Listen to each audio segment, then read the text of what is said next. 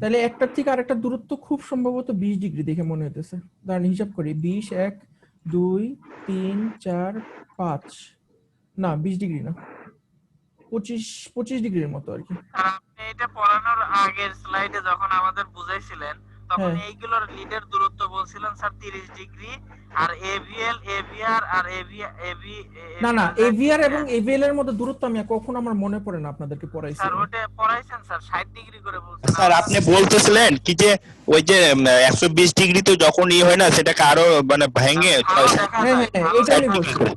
এটা হ্যাঁ, আমি তারপরে স্যার আপনি বলছিলেন তখন যে একটা আর্গুমেন্ট যেটা লিড স্যার সেটাকে আবার যদি ভাঙতে যাই তাহলে তো স্যার আমরা মনে করতেছি তাহলে হয়তো 60 ডিগ্রি আর এটা হয়তো 30 ডিগ্রি বা এরকম।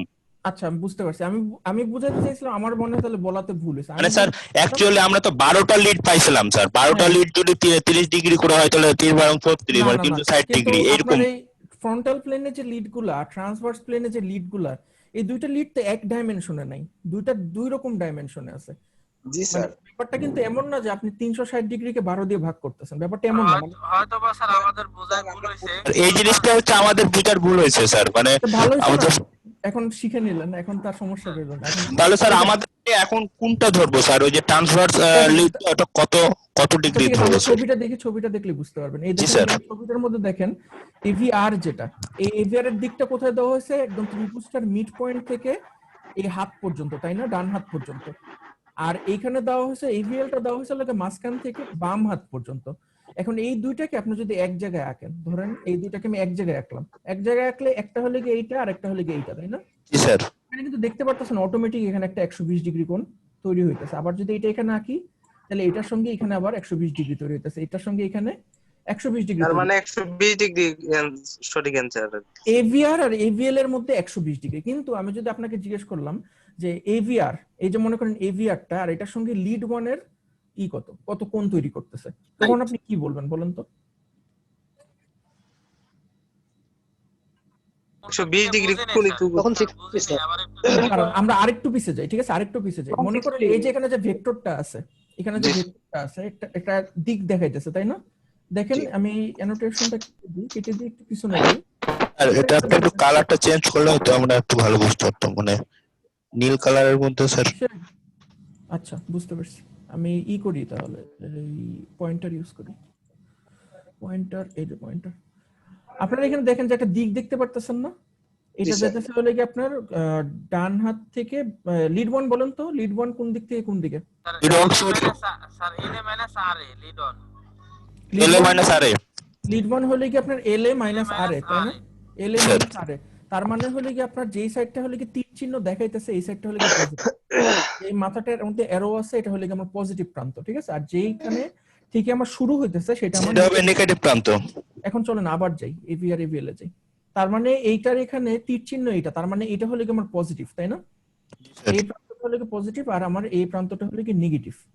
এখন তাহলে আমি দুইটা নেগেটিভ নেগেটিভ একসাথে রাখি, মানে নেগেটিভটাকে ধরলাম আমরা গ্রাউন্ড। এখন এভি আর এল এর ক্ষেত্রে, সরি লিড ওয়ান এর ক্ষেত্রে আমার এইটা প্লাস আর এইটা মাইনাস, তাই না?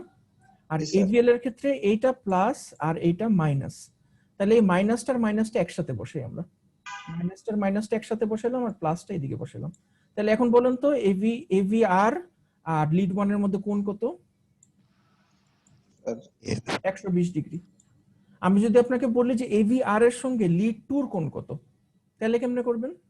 40 হবে স্যার। হিসাব করি চলেন, তাহলে লিড ওয়ান এর ক্ষেত্রে এটা প্লাস, লিড টু এর ক্ষেত্রে, সরি লিড টু এর ক্ষেত্রে এটা প্লাস আর এটা মাইনাস, তাই না? জি স্যার। লিড টুর ক্ষেত্রে এটা প্লাস এটা মাইনাস, তাহলে এটার মাইনাস মাইনাসটা একসাথে বসে, আবার এটার মাইনাস মাইনাসটা একসাথে বসাইলাম, মাইনাস মাইনাসটা একসাথে বসাইলাম, প্লাস প্লাসটার মধ্যে একসাথে বসাইলাম। তাহলে আমার এখানে টোটাল ডিফারেন্স কত হইলো? আবার 120 ডিগ্রি। আর এটার সঙ্গে যদি বসাই তাহলে এটার ক্ষেত্রে হলে গিয়ে, আমি কি ঠিক লিখতেছি না ভুল লিখতেছি বলেন তো? ইসের ক্ষেত্রে প্লাস মাইনাসটা কি ঠিক লিখতেছি আমি? জি স্যার, প্লাস মাইনাস ঠিক আছে। প্লাস মাইনাস ঠিক আছে না? এটার দিক তো এদিকে, লিড ওয়ান আর লিড টু এদিকে না? তাহলে মাইনাসটা মাইনাস মানে গ্রাউন্ড, মাইনাস মানে সবসময় গ্রাউন্ড, ঠিক আছে? মাইনাস মানে আমরা ধরি গ্রাউন্ড। তাহলে মাইনাস মাইনাস যদি একসাথে বসে, এটার মাইনাসটা যদি এই জায়গায় বসে, মাইনাসটা একসাথে বসাইলাম, তাহলে এই দিকে আসবে, দিকটা আসবে এরকম প্যারালাল, মানে এটার সঙ্গে প্যারালাল করে যদি আঁকি এরকম, তাহলে এটার সঙ্গে আমার কোণ কত তৈরি হইতেছে এখানে আবার 120 ডিগ্রি। এই পুরোটাকে আপনারা খাতার মধ্যে এক জায়গায় আঁকবেন। এই যতগুলো আমরা দেখলাম না এভিআর, এভিএল আর এভিএফ, লিড 1, লিড 2, লিড 3 খাতার মধ্যে এক জায়গায় আঁকবেন। আঁকার পরে দেখবেন যে আপনারা এই ছবিটা পান নাকি। এই যে আমি ক্যামেরার মধ্যে যে ছবিটা দেখাচ্ছি আপনারা এই ছবিটা পান নাকি। এটা আপনারা একটু কষ্ট করে আঁকবেন, আঁকলেই বুঝতে পারবেন যে একটার সঙ্গে আরেকটা দূরত্ব কতটুকু। কিন্তু আপনাকে যখন মনে করেন আমি পরীক্ষার হলে জিজ্ঞেস করলাম যে এভিএল আর এভিআর এর মধ্যে কোণ কত, এটা বলার সময় আপনাকে অবশ্যই ভেক্টরটা যে আঁকবেন ভেক্টরটার মাইনাসটা মাইনাসের সঙ্গে করে আঁকা লাগবে। মনে করেন একটা ভেক্টর, এটার মাইনাস এখানে প্লাস এখানে, আরেকটা ভেক্টর মনে করেন এই জায়গায় আছে, দুনিয়ার অন্য একটা প্রান্তে আছে, এটার এই জায়গায় মাইনাস এই জায়গায় প্লাস। দুইটা ভেক্টরেরই কিন্তু দিক আছে। ভেক্টর মানে এই কথাটার অর্থই হলো কি এই জিনিসটার দিক আছে একটা, এই জন্যই তো আমরা এটাকে ভেক্টর বলি, নাহলে তো স্কেলারই বলতাম, তাই না? মান এবং দিক দুটাই থাকবে। হ্যাঁ, তাহলে এখন এই ভেক্টরটার সঙ্গে আপনি এই ভেক্টরটা, এটা মনে করেন এশিয়াতে আছে আর এটা আছে ইউরোপে, এই দুইটা ভেক্টরকে আপনি কম্পেয়ার করবেন কেমনে বলেন তো? এটার সঙ্গে এটার কম্পেয়ারটা করবেন কেমনে? আর একটা যে কোনো একটা নির্দিষ্ট স্থান, ওই স্থানটাকে আমরা কি বলি? ওই পয়েন্টটার নাম কি? ওটাকে আমরা বলি রেফারেন্স পয়েন্ট, তাই না? যে কোনো একটা রেফারেন্সের সাপেক্ষে আমরা ওই ভেক্টরটার মান এবং দিক হিসাব করি।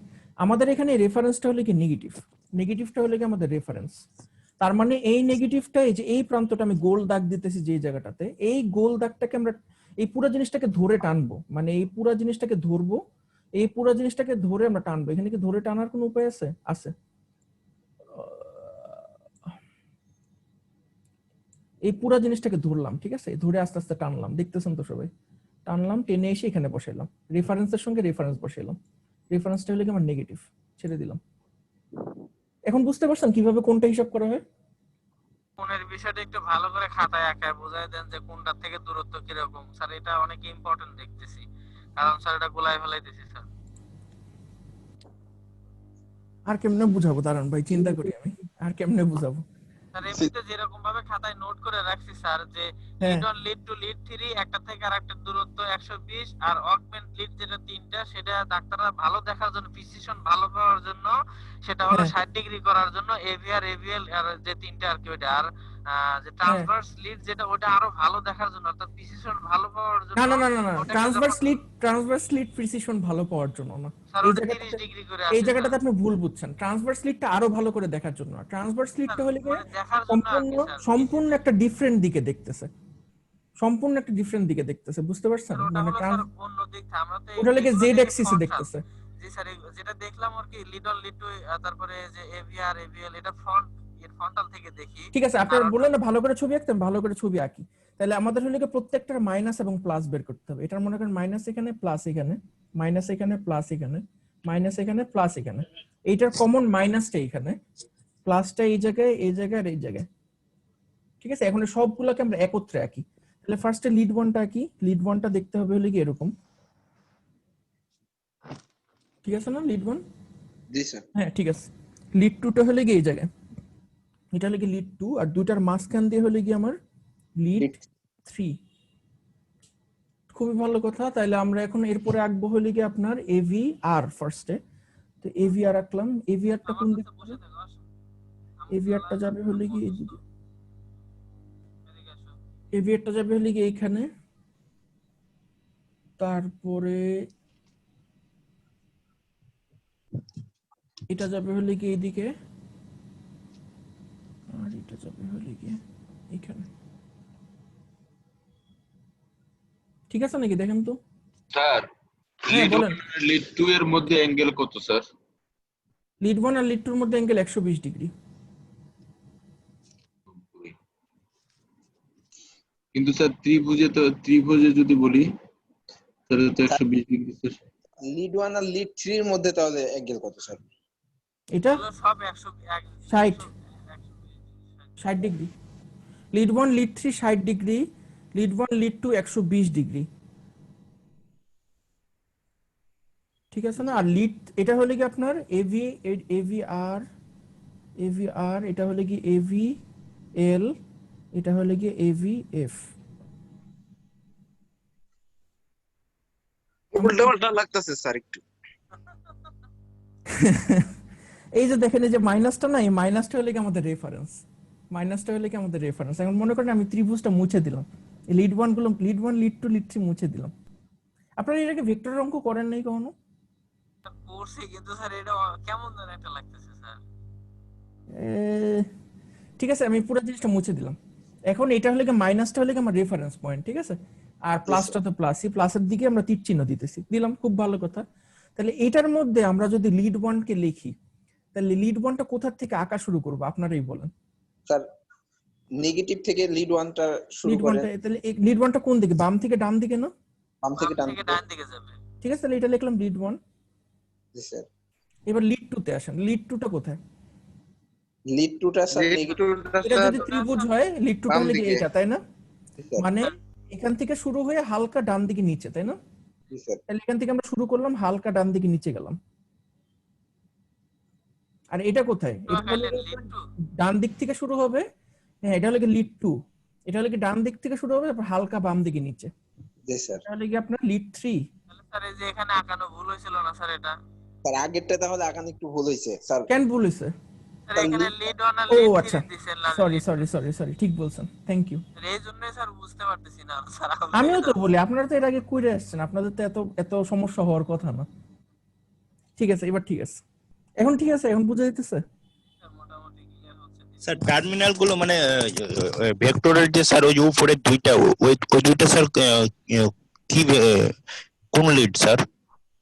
উপরের যে, এটা না না স্যার, এই যে আপনার L2 আর L1 এর উপরে যে দুইটা স্যার আছে, ওগুলো কি লিড অন না?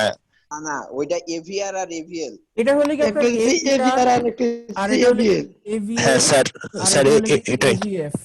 এটা হলো কি AVF। এই জিনিসটাই তাহলে কি আপনার বলতেছিলাম এই স্যার। প্লেনটাতে, মানে আমি বোর্ডটাতে যেই প্লেনটাতে লিখতেছি, এই প্লেনটাতে আমরা যখন ইসিজি মাপি তখন আমরা এই 6টা ইসিজি মাপি। এখন মনে করেন আমার হার্টটা তো আর এরকম কাগজের মতো না, আমার হার্টটা তো এরকম পৃষ্ঠার মতো না, আমার হার্টটা তো 3 ডাইমেনশনাল, তাই না? মানে এটা যেমন এই সাইডেও কম্পোনেন্ট আছে, এটা তো এরকম উপরের দিকেও কম্পোনেন্ট আছে, তাই না? স্যার এই লিড 1 লিড 2 লিড 3 এটা কি এভিএল আর এভিআর এর মাঝখানে হবে না? মাঝখানেই তো আঁকছি, মাঝখানে কি নেই? না না স্যার, ওই পাশের কথা বলতেছি। এই পাশের কথা এভিএফ এর বিপরীত পাশে।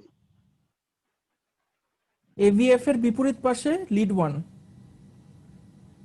Lead 2, lead 3।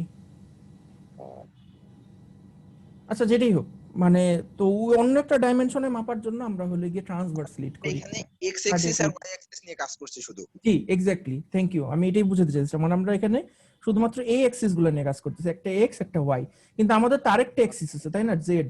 ওই জেড অ্যাক্সিস নিয়ে আমরা যখন কাজ করব তখন ওটা হলে গিয়ে আপনার ট্রান্সভার্স প্লেন। সো ওইটার হিসাব নিকাশ এখানে আসবেই না, মানে ওই কোণের হিসাব এখানে আসবেই না, ওটার কোণের হিসাব। তাহলে কি আমরা বলতে পারি স্যার এভিআর আর এভিএল বা এভিএফ যে কোনো কোণই হচ্ছে আপনার 60 ডিগ্রি, মানে 120 একটা ডিগ্রি, 120 ডিগ্রি। যেহেতু এরা মাঝখানে একটা সার্কেল তৈরি করছে, আপনি যদি সার্কেলে চিন্তা করেন এভিআর আর এভিএল এর মধ্যে থেকে হিসাব করার সময় আমরা কতটুকু হিসাব করবো? শুধু এতটুকু, তাই না? জি স্যার। এতটুকুর মান যে 120 ডিগ্রি, এটা তো দেখেই বোঝা যাইতেছে, চোখের দেখাতেই বোঝা যাইতেছে। আর স্যার আর লিড 1 লিড 2 আর লিড 3 স্যার, ওটা তাহলে কি লিড 2 আর লিড 3 এর ডিফারেন্স হচ্ছে 120 ডিগ্রি, আর লিড 1 আর লিড 3 হলে কি 120 ডিগ্রি। জি স্যার। আর lead 1 lead 1 lead 2 60 sir 60 degree. 60 degree করে, হ্যাঁ। জি স্যার, তাহলে বুঝতে এখানে মাঝখান থেকে আমাদের এভি ইটা যাওয়াতে, যে এভিএফ টা যখন গেল তখন ও কি করলো, এই দুইটা কোণ রে 60 ডিগ্রি যে ছিল এটার অর্ধেক করে 30 আর 30 করে ফেলাইলো না? জি স্যার। তাহলে ডাক্তারদের দেখতে সুবিধা হলো, মানে ডাক্তাররা আর একটা কথা স্যার, লিড 2 আর লিড 3 স্যার, একজন একজন করে বলেন, একজন। লিড 2 আর লিড 3 স্যার তাহলে কত ডিগ্রি অ্যাঙ্গেল হবে স্যার? 60 লিড 2 আর লিড 3 60, এটা তো চোখে দেখে বুঝে যেতেছে 60 আচ্ছা 60 ডিগ্রি। তাহলে স্যার এভিএফ আর এল2 এর মধ্যে হলো 30 ডিগ্রি, তাই না স্যার? এভিএফ আর এল2 এর মধ্যে 30 ডিগ্রি, হ্যাঁ ঠিক বলছেন, ঠিক বলছেন। এই ছবিটা আপনারা একটু ফ্রেশ করে খাতায় এঁকে রাখেন ভাইবার সময়। জি স্যার, ওটাই স্যার করতেছি এখন, তাহলে একটু এটাই করেন। এটা আসলে কোথাও শিখায় না, মানে আমিও যখন পড়ছি না আমাকেও কেউ শিখায় না, কিন্তু পরীক্ষাতে ঠিকই কোশ্চেন করছে। প্রথমে শিখছিলাম স্যার, ভুল শিখছিলাম স্যার। ভুল বুঝছে, আমারও দোষ হয়েছিল, আমারও আর কি পুরো জিনিসটা বুঝাই বলছি। আমিও যখন পড়ছি আমারে ক্লাসে পড়ায়নি, আমাকে বাসায় এসে বের করতে হয়েছে যে ঘটনা কি, কেউ শিখায় না এটা। স্যার এক্ষেত্রে স্যার এভিএল এভিএর এভিএফ এই তিনটা পরস্পর থেকে 120 ডিগ্রি। তিনটা পরস্পর থেকে 120 ডিগ্রি। এই জন্য আপনাদের বোঝার ভুল হয়েছে, মানে এই জন্য আপনারা 30 ডিগ্রি দিচ্ছেন আর কি। স্যার তো আমি এটাই 60 আমি ডিগ্রি আপনাদেরকে দিছি স্যার, কারণ 60 আমি ডিগ্রি যেটা দিচ্ছেন। বুঝছি সেটা 60 ডিগ্রি। স্যার আচ্ছা ঠিক আছে, তাহলে এখন তো বুঝলেন, পরে আর ভুলবেন না, ঠিক আছে? আচ্ছা, স্যার। আপনাদেরকে আজকে আরেকটা মজার জিনিস দেখাবো, সেটা হলো কি আমি আপনাদেরকে বলছিলাম যে ইসিজির যে অ্যাম্পলিফায়ারটা আছে ওই অ্যাম্পলিফায়ারটা আমরা সিমুলেশন করে দেখব যে ঘটনা সত্যি নাকি, মানে আসলে কি অ্যাম্পলিফিকেশন হয় নাকি। তাই জন্য আমি আপনাদের প্রোটিয়াস, আমার কম্পিউটার ক্র্যাশ করছিল তো কম্পিউটার নতুন করে আবার ইনস্টল করছি উইন্ডোজ, তো আমি প্রোটিয়াসটা আবার নামাই করছি, আপনাদেরকে আজকে দেখাবো। আমি সার্কিটটা আগের থেকে বানায় রাখছি। এই সার্কিটটা অলরেডি ক্লাসে একবার ডিসকাস করা হয়েছে, যদি আপনাদের মনে থাকে। দেখছেন না এই সার্কিটটা? জি স্যার। এই এটা হচ্ছে সার্কিটটার ইনস্ট্রুমেন্টেশন অ্যাম্পলিফায়ার, তাই না? এটার মধ্যে জি, থেকে স্যার। কোশ্চেন ছিল আপনাদের একটা, এবং এই কোশ্চেন, এটার থেকে কোশ্চেন আপনার ইসেও আছে, ভাই অ্যাসাইনমেন্টেও আছে। অ্যাসাইনমেন্টে আমি আপনাদেরকে একটা কোশ্চেন দিছি, সেই কোশ্চেনটা এরকম যে ইসিজির যে 12 লিড আছে এই 12টা লিড এক্সপ্লেইন করো এবং প্রত্যেকটা লিডের জন্য অ্যাম্পলিফায়ারের কানেকশন দেখাও। এই কোশ্চেনটা খুব মানে একটা স্ট্যান্ডার্ড কোশ্চেন এই অর্থে যে আপনি যদি বায়োমেডিক্যালে কোথাও যদি পরীক্ষা দিতে চান, পরীক্ষা মানে কি ফাইনাল পরীক্ষা দিবেন, মাস্টার্স করবেন বা কোথাও পরীক্ষা দিবেন, সব জায়গাতেই মোরলেস আপনার ইসিজি বা ইজির সার্কিট কনফিগারেশনটা আসে, মানে লিড কনফিগারেশনটা আসে।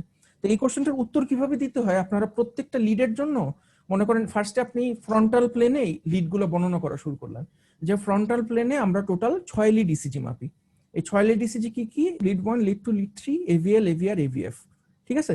তো এই লিডের যে কানেকশন গুলো দিবেন, কানেকশন গুলো কিভাবে আঁকবেন বলেন তো? কারো কোনো আইডিয়া আছে কিভাবে লিখবেন কানেকশন? লিড 1, লিড 2, লিড 3 তো স্যার সহজেই। আমার এইটাতে একটা কোশ্চেন ছিল স্যার, ওই যে লিড সিরিয়াল লিড অনের ভিতর স্যার অ্যাঙ্গেলটা ছিল কি স্যার 120 ডিগ্রি নাকি কম হবে স্যার? লিড 3 টা কোন দিকে ছিল? লিড 3 হাতের বামে ছিল আর লিড লিড 1 3 ছিল এখানে হাতের ছিল, ডানে। লিড 3 ছিল এইটা, আর ওটা লিড 2 ছিল স্যার। আর এটা টু ছিল। না এটা 2 ছিল না, লিড 2 ছিল স্যার। কারণ ছিল স্যার ওটা। এটা লিড হ্যাঁ, 2 ছিল স্যার। হ্যাঁ হ্যাঁ এটা লিড 2 ছিল, এটা লিড লিড 2 ছিল, আর এটা ছিল হলো কি লিড 3, জি স্যার। আর এটা ছিল লিড 1। তাহলে তাহলে কোনটার স্যার থেকে? এটা লিড 3 থেকে লিড 1 এর দূরত্বটা স্যার কত স্যার? 120। স্যার 120 তো হলে স্যার এই যে উপরের যেটা ছিল এভিএল আর এভিআর আর এভিএফ থেকে আমি একটু মাঝ থেকে স্যার হলো ডানের দিকে এলন আঁকছিলাম, তাহলে স্যার ওখান থেকে তো দূরত্ব একটু কমে যায়। ভাই তোর একটু হেডফোনটা কাছে নিয়ে কথা বল, কেউ তো কিছু। স্যার ওখান থেকে তো স্যার এই যে এভিএল আঁকাইলাম না স্যার এখানে উপরে হ্যাঁ, আপনার, হ্যাঁ, হ্যাঁ ওখানটা, তাহলে স্যার একটু দূরত্বটা কমলো না? আবার লিড 3 তে কম আছে, তাহলে এই দূরত্বটা স্যার আর একটু কম হবে লিড 30 3 ডিগ্রি। লিড 1 এর। আরে লিড 3 লিড 1 এর আরো কম হবে, 120 হবে না। কোন জায়গায়, কোনটা থেকে কোনটা আমাকে একটু ধরে বলেন লিড তো। 3 থেকে লিড 1 স্যার, হ্যাঁ। লিড 3 থেকে লিড আমি 1 একটু এর কথা দূরত্বটা। ছিল স্যার। দাঁড়ান, আমি 120 ওনার কথাটা আমি একটু বুঝে নি। এভিএল আর এভিএফ, লিড 3 থেকে লিড 1 120, স্যার। এটা 120 আমি বললাম, ঠিক আছে? এটা 120। আপনি বলতেছেন কোনটা থেকে কোনটা আরেকটা? স্যার লিড 3 থেকে লিড 1 এর দূরত্বটা কি স্যার 120 হবে? এখানে এভিএফ আর হলো এভিএল এর দূরত্ব 120, কিন্তু দুটোই তো কম আর বেশি আছে স্যার। এটা তো লিড 3, লিড 3 এটার থেকে এটা কি 120 ডিগ্রি না পুরোটা? বুঝি স্যার, এখানে বাড়তেছে স্যার, বোঝাই ভুল হয়েছে স্যার, থ্যাংক ইউ। এটা তো এভিএফ, ঠিক আছে। আচ্ছা, তো ওই যেটা পরীক্ষা আমি কোশ্চেন, কথা বলতে চাই, হ্যাঁ হ্যাঁ স্যার। বলেন বলেন বলেন বলেন। স্যার আমার এই পর্যন্ত 4-5 বার নেটে স্যার ঝামেলা করছে, জুম থেকে বের হয়ে যাচ্ছে স্যার। আমি ক্লাসটা তাহলে স্যার রেকর্ডিংটা শুনে নেব হ্যাঁ স্যার। ঠিক আছে, আপনি রেকর্ডিং শুনে নিন, সমস্যা নেই। তাহলে লিড 1 আমরা জি, জানি স্যার, যে এখন- লিড 1 মানে হলো কি এলএ মাইনাস আরএ, তাই না? আর লিড 2 মানে আমরা জানি হলো গিয়ে, বলেন বলেন লিড 2 মানে কি? Lead two sir L A minus হ্যালো এল এল লিড 2 মানে হলো কি এলএল মাইনাস হ্যালো RA, L RA L A LL minus RA না? স্যার হ্যাঁ ঠিক আছে sir LL minus RA LL minus আর আরএ, লিড আর 3 স্যার এলএল মাইনাস এলএ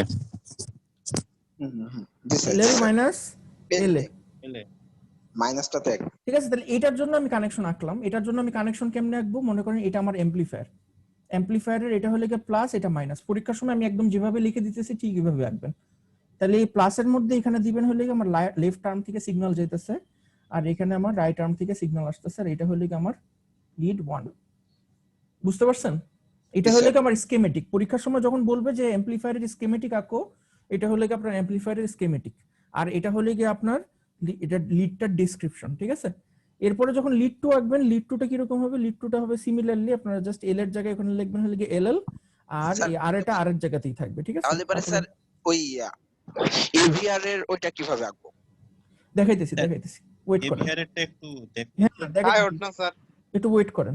এখন একটা মজার ব্যাপার দেখেন, মজার ব্যাপার হলো কি, আমি যদি লিড 1 আর লিড 2 যদি আমার জানা থাকে, এটা আমি একবার মাপছি, একটা রোগীর শরীর থেকে এটা মাপছি, ওই রোগীটার শরীর থেকে এটা মাপছি, আপনার কি লিড 3 মাপার দরকার আছে? স্যার আমার তো দুটাতেই মান পেয়ে গেছি স্যার, এলও আমার পেয়েছি। কিন্তু তিনটা লিডই লাগবে। এখন ডাক্তার, আপনি মনে করেন টেকনিশিয়ান, ঠিক আছে, আপনি ডাক্তারকে যদি দুইটা লিড দিয়ে বলেন যে হয়ে গেছে স্যার আর লাগবে না, ডাক্তার আপনার চাকরি খেয়ে দিবে। তো আপনার তো লিড 3টাও লাগবে, ঠিক আছে, কিন্তু কিন্তু লিড 3টা কি আমাদের মাপার দরকার আছে নাকি আমরা এই দুইটার থেকে বের করতে পারি? দুটার থেকে তো স্যার বের করা যায় কেমনে বলুন তো? এরপরে যা। স্যার। ওই এলএ মাইনাস আর এ, আর ওটা স্যার যদি যোগ করি তাহলে আর এ কেটে যায় স্যার। আপনি ঠিক প্লাস করতে পারেন। আমরা যদি লিড 2 থেকে যদি লিড 3 বিয়োগ করে দিই, ঠিক আছে জি স্যার, বিয়োগ করলেই হবে স্যার। বিয়োগ করলেই হয়ে যেতেছে না? জি স্যার।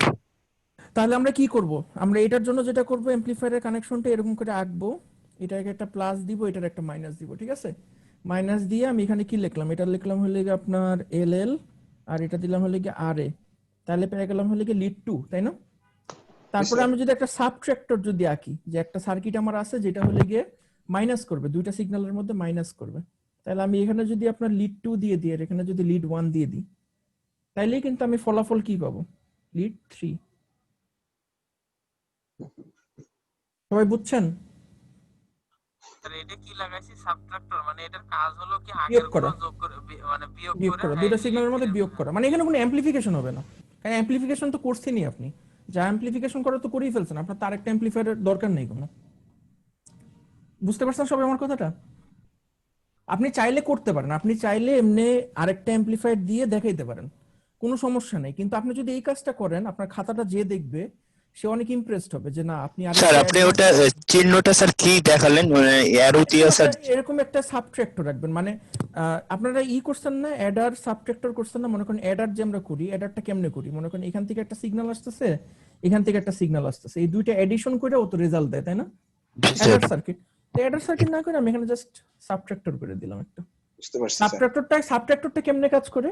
সাবট্রাক্টর আসলে সাবট্রাক্টর দিবেন না, সাবট্রাক্টর থেকে ভালো কি দেওয়া জানেন, এখানে প্লাস দিবেন আর এখানে দিবেন হলো কি লিড 3, আর এখানে দিবেন সরি এখানে দিবেন লিড 2, আর এখানে দিবেন হলো কি মাইনাস লিড 1। তার মানে ও কি করবে, লিড 2 এর সঙ্গে মাইনাস লিড 1 যোগ করবে, এর মানে বিয়োগ করে, তাই না? আসলে আমাদের সাবট্রাক্টর বলে কোনো সার্কিট নেই, সব সার্কিটই অ্যাডার। বুঝতে পারছেন? আপনি চাইলে অ্যামপ্লিফায়ার তো আঁকতে পারেন, কিন্তু এটা যদি আঁকেন আপনার খাতাটা আমরা দিয়ে দেখবেন। অ্যাডার ইউজ করলাম নাকি আমার সাবট্রাক্টর ইউজ করলাম? পার্সোনাল কোশ্চেন ছিল স্যার। হ্যাঁ বলেন। স্যার আমাদের আপনি করাইছিলেন যে এইখানে কি আমরা অ্যাডার ইউজ করলাম নাকি সাবট্রাক্টর? অ্যাডার বুঝুন থামো। বলেন। স্যার আমরা যে অগমেন্ট লিড যে ইউজ করছিলাম তার ভিতর থেকে একটা হিসাব বের করছিলাম, এভিআর এর একটা হিসাব আপনি শুধু একটা দেখাইছিলেন, বলছেন বাকি দুটো বই থেকে দেখে। স্যার আমি খুঁজে পাইনি, কিন্তু নিজের মতো করে লিখেছি আর একটু দেখবেন। স্যার আমি আপনি যে ইকুয়েশনটা বলছিলেন LA plus LL divided by -2, RA minus LA plus L two divided by 2, এটা হলো এভিআর এর মানে হিসাব, মানে সূত্র এলো এভিআর বের করার সূত্র। আর আমি এভিএল লিখছি LA minus RA plus LL by 2, আর এভিএফ লিখছি LL minus RA plus LA by 2, মানে এই পরের যে এভিএল আর এভিএফ স্যার এটা আমি নিজে লিখেছি স্যার, কিন্তু ওটা হইছে কিনা স্যার আমি জানি না। আচ্ছা, এটা আমি আপনাদের স্লাইডেও দিয়ে দিছি, আর এটা বইয়ের মধ্যে আছে, এখানে আপনি মিলাই দেখেন যে আপনারটা হইছে নাকি। মানে এভিআর আমরা দুই ভাবে বের করতে পারি, এটাও বের করতে পারি, যে উপরে যেটা এটাও বের করতে পারি, বা এটাও বের করতে পারি। সো দুইটার একটা করলেই হবে। -2টা কি স্যার সব ক্ষেত্রে দুটাতে, মানে তিনটাতে স্যার -2? -2 না তো, ভাগ 2। স্যার ওটা মানে লেফট আর্ম আর লেফট লেগের সিগন্যালটা নিয়ে যোগ করে 2 দিয়ে ভাগ করে দিবেন। বুঝতে পারছেন? যেটা লেখছে ওটাও ঠিক আছে স্যার, ওটাও ঠিক আছে না? একুরেট ঠিক আছে জি স্যার। আচ্ছা ঠিক আছে, তাহলে এই যে আপনার স্লাইডেও আছে, এখানেও আছে, আপনি যেখান থেকে ইচ্ছে মিলাই নিতে পারেন। তাহলে এখানে আপনার বেসিক্যালি কি করতে হবে, এভিআর, এভিএল আর এভিএফ এর জন্য আমাদের কিন্তু আলাদা করে সিগন্যাল নেওয়ার কোনো প্রয়োজন নেই। আমরা ওই যে শুরুতে যে লিড 1 লিড 2 লিড 3 হিসাব করছি, ওটারই কিন্তু কম্পিউটারের মধ্যে দিয়ে প্রসেসিং করে আমরা এভিআর, এভিএল আর এভিএফ বের করতে পারি। এটার জন্য আমাদের আলাদা হার্ডওয়্যারের প্রয়োজন নেই, এই পুরো কাজটি আমরা সফটওয়্যারে করতে পারি। সবাই কি বুঝতে পারছেন? ডব্লিউআরটি কি? উইথ রেসপেক্ট টু, মানে ওইটার মানে রাইট আর্মটা যদি পজিটিভ রেফারেন্সের হয় তাহলে হ্যাঁ এটা রেফারেন্সের এটা এটা সাপেক্ষে সাপেক্ষে এটা এটা নেগেটিভ। নেগেটিভ। এটা আপনারা ম্যাথে করছেন তো যে উইথ রেসপেক্ট টু এক্স যদি আপনারা ডিফারেন্সিয়েট করেন তখন আর এত বড় না লিখে ডাব্লিউ আর টি লেখে। এখন এটা গেল হলে কি আপনার 6টা লিড ফ্রন্টাল প্লেনে। এরপরে হলে কি আমরা যেটা আসবে সেটা ট্রান্সভার্স প্লেনে। ট্রান্সভার্স প্লেনে আমরা করি হলে কি V1 V2 থেকে শুরু করে V6 পর্যন্ত। তা V1 এর হিসাবটা কি? V1 এর হিসাবটা হলে কি V1 টা যাবে হলে কি আপনার যে লিডটা এটা যাবে পজিটিভে, জি আর স্যার। নেগেটিভে কি যাবে? নেগেটিভে যাবে হলে কি আপনার LL LA আর RA এই আমাদের কি সবগুলা ফ্রন্টালে কি স্যার 6টা লিড মানে ফ্রন্টালে 6টা লিড। Okay sir. জি স্যার Frontal 6টা ছয়টা লিড lead। এটা ডিভাইডেড বাই 3 এভারেজ মান আর কি স্যার। এভারেজ আটকে গেছে স্যার। কি আটকে গেছে? আটকায় নাই তো। এটা 3 দিয়ে ভাগ করতে হবে। তার মানে কি? তার মানে যে লিডটা আছে এখানে যদি এটা প্লাস হয় এটা যদি মাইনাস হয় তাহলে আমি V1 টা যদি আমি প্লাসে যাই মাইনাসে আমার সব সময় শরীরের একটা এভারেজ নিব আমরা, ঠিক আছে? LL RA আর L এর এভারেজটা আমরা নিব। তো এভারেজটা আমরা কিভাবে নিই জানেন? এভারেজটা কিভাবে নিই? এভারেজ স্যার এভারেজ কিভাবে নিই? সার্কিটের মধ্যে দিয়ে আমরা এভারেজটা কিভাবে নিই ভোল্টেজ? অগমেন্ট গুলোর হলো যোগফলকে স্যার মানে লিড অন লিড সিরিজ যেগুলো আছে ওগুলোর যোগফলকে স্যার V1 V2 এটা পজিটিভ সাইকেল আর ওটা নেগেটিভ সাইকেল হলো sir average LA plus LA RA by 3 এটা হলো স্যার নেগেটিভ কি বলে এটা কি ঠিক আছে, আপনার পরীক্ষার সময় এতটুকু আঁকলেই হবে। LL plus RA plus LA divided by 3। V1 টা আঁকলেন, V1 টা এঁকে আপনি V1 টা আঁকবেন আর আউটপুট কি হলো? স্যার ওই তো স্যার আউটপুট হবে লাগে আপনার V1 এর আউটপুট তো V1 ই বলে, তাই না? স্যার V1 টা আমি পজিটিভে নিচ্ছি আর নেগেটিভে নিচ্ছি, তিনটা যোগফল। একটু দাঁড়ান আমি একটু শিওর হয়ে নি। হ্যাঁ ঠিক আছে, V1 ই বলে, এটা আউটপুটটা V1 ই, মানে Divided by 3 হবে, স্যার। ইলেকট্রোডটার নামও V1 আর লিডটার নামও V1। হ্যাঁ বলেন। ডিভাইডেড বাই 3 হবে, ডিভাইডেড বাই 3 হবে। এটা হলো স্যার আমি যেটা বুঝেছি স্যার আপনার কথায় হুম। স্যার আমরা যদি V1 যদি পাইতে চাই তাহলে V1 পজিটিভ ভোল্টেজ ইনপুটে যাবে এবং তিনটার এভারেজ যেটা ওইটা নেগেটিভে যাবে এবং আউটপুট V1 পাবো। সেম হ্যাঁ। V2 একই, V2 যাবে নিচে এভারেজ যাবে আর হ্যাঁ, পাবো স্যার ঠিক প্রত্যেকটার বলছেন। ক্ষেত্রে তাহলে আপনি একটা কাজ করতে পারেন, এখানে লিখে দিতে পারেন যে V1 থেকে V6, থেকে V6 জি স্যার। মানে যে এটার জন্য যখন তখন এটার জন্য করলেই হবে। তো এই পরীক্ষাতে আপনাকে আসলে এটাই জিজ্ঞেস করা হয়েছে যে প্রত্যেকটার সার্কিট সেটআপটা, মানে সার্কিটের পজিটিভ কোনটা লাগাবেন নেগেটিভ কোনটা লাগাবেন, কারণ আপনি টেকনিশিয়ান হন ইঞ্জিনিয়ার হন যেটাই হন এই নলেজটা আপনার থাকা লাগবে যে কোনটা কোথায় লাগাবেন। এবং এই কোশ্চেনটা আপনাদের অ্যাসাইনমেন্টের মধ্যেও আছে, অ্যাসাইনমেন্টের মধ্যে সুন্দর করে এই জিনিসটা আঁকবেন। তাহলে এখন চলে যান আমরা সিমুলেশনে চলে যাই, আমরা দেখি যে আমরা যে জিনিসটা পড়ছি এটা কি।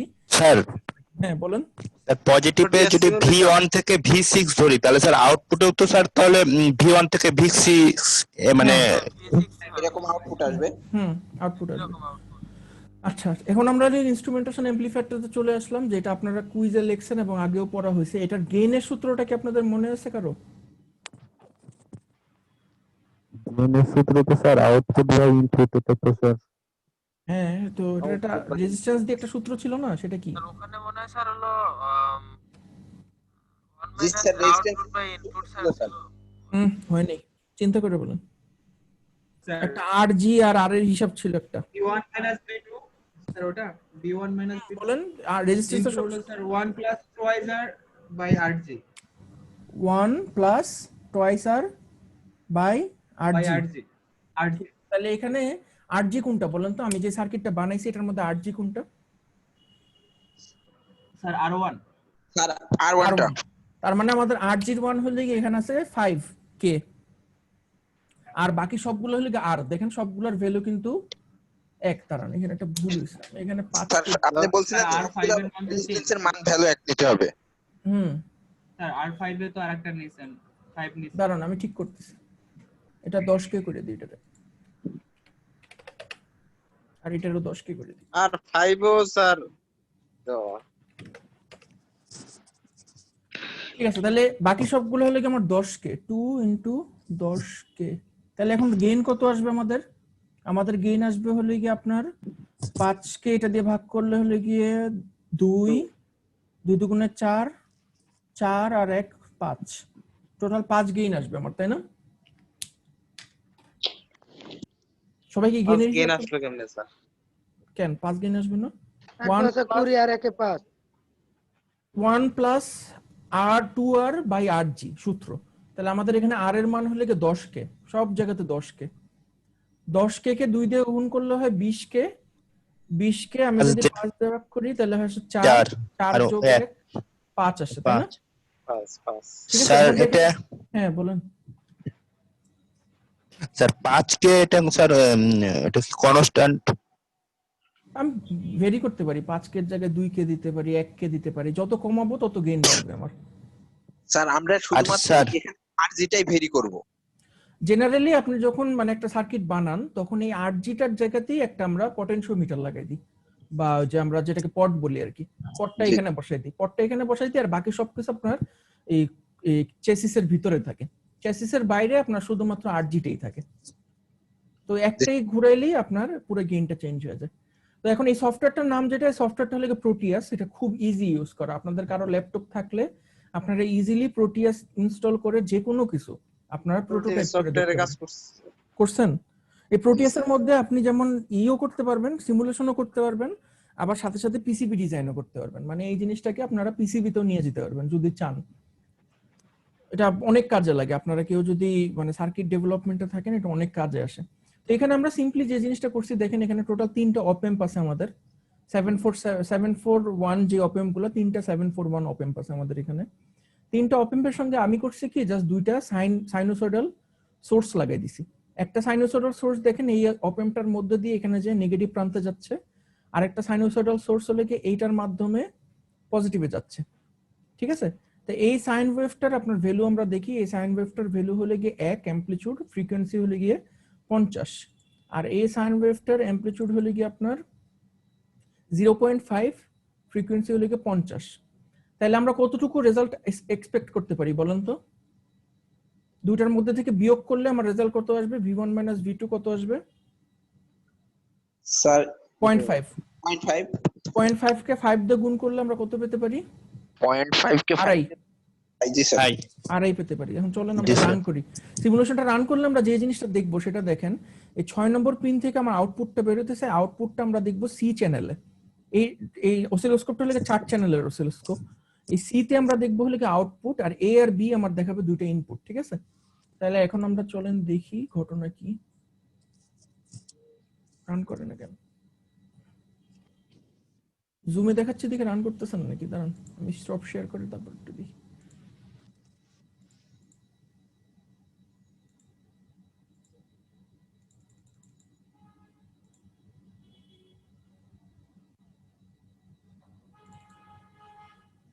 Simulation multi-post while simulation.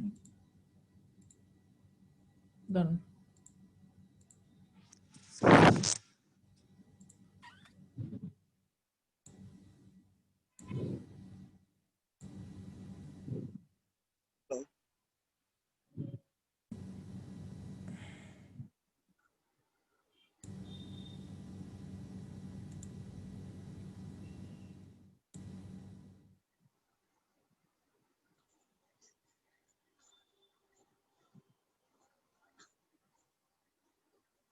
তোমার সঙ্গে তো এটা দেখা যেতেছে না।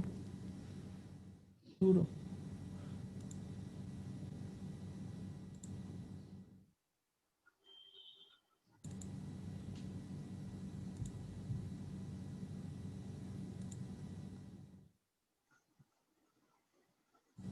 দেখি এটা আপনাদের এখন।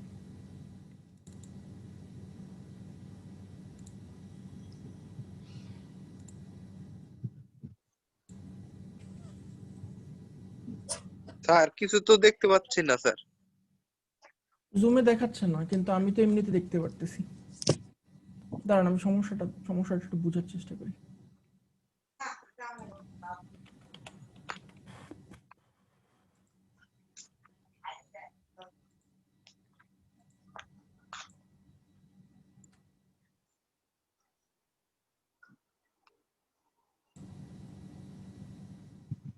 মানে রান করতে হচ্ছে স্যার, আমার নিতে পারছে। প্রোটিয়াস সফটওয়্যার তো অনেক ভারী সফটওয়্যার, নিতে পারে না আর কি স্যার। হইছে দাঁড়ান। ভারী না, আমার কম্পিউটারটাতে কি জানি একটা সমস্যা হয়েছে, সারাদিন 24 ঘন্টা চালু থাকে। হ্যাং করছে স্যার। হয়েছে, দাঁড়ান আমি দেখাইতেছি। আপনারা এর আগে প্রোটিয়াস কোথায় ইউজ করছেন?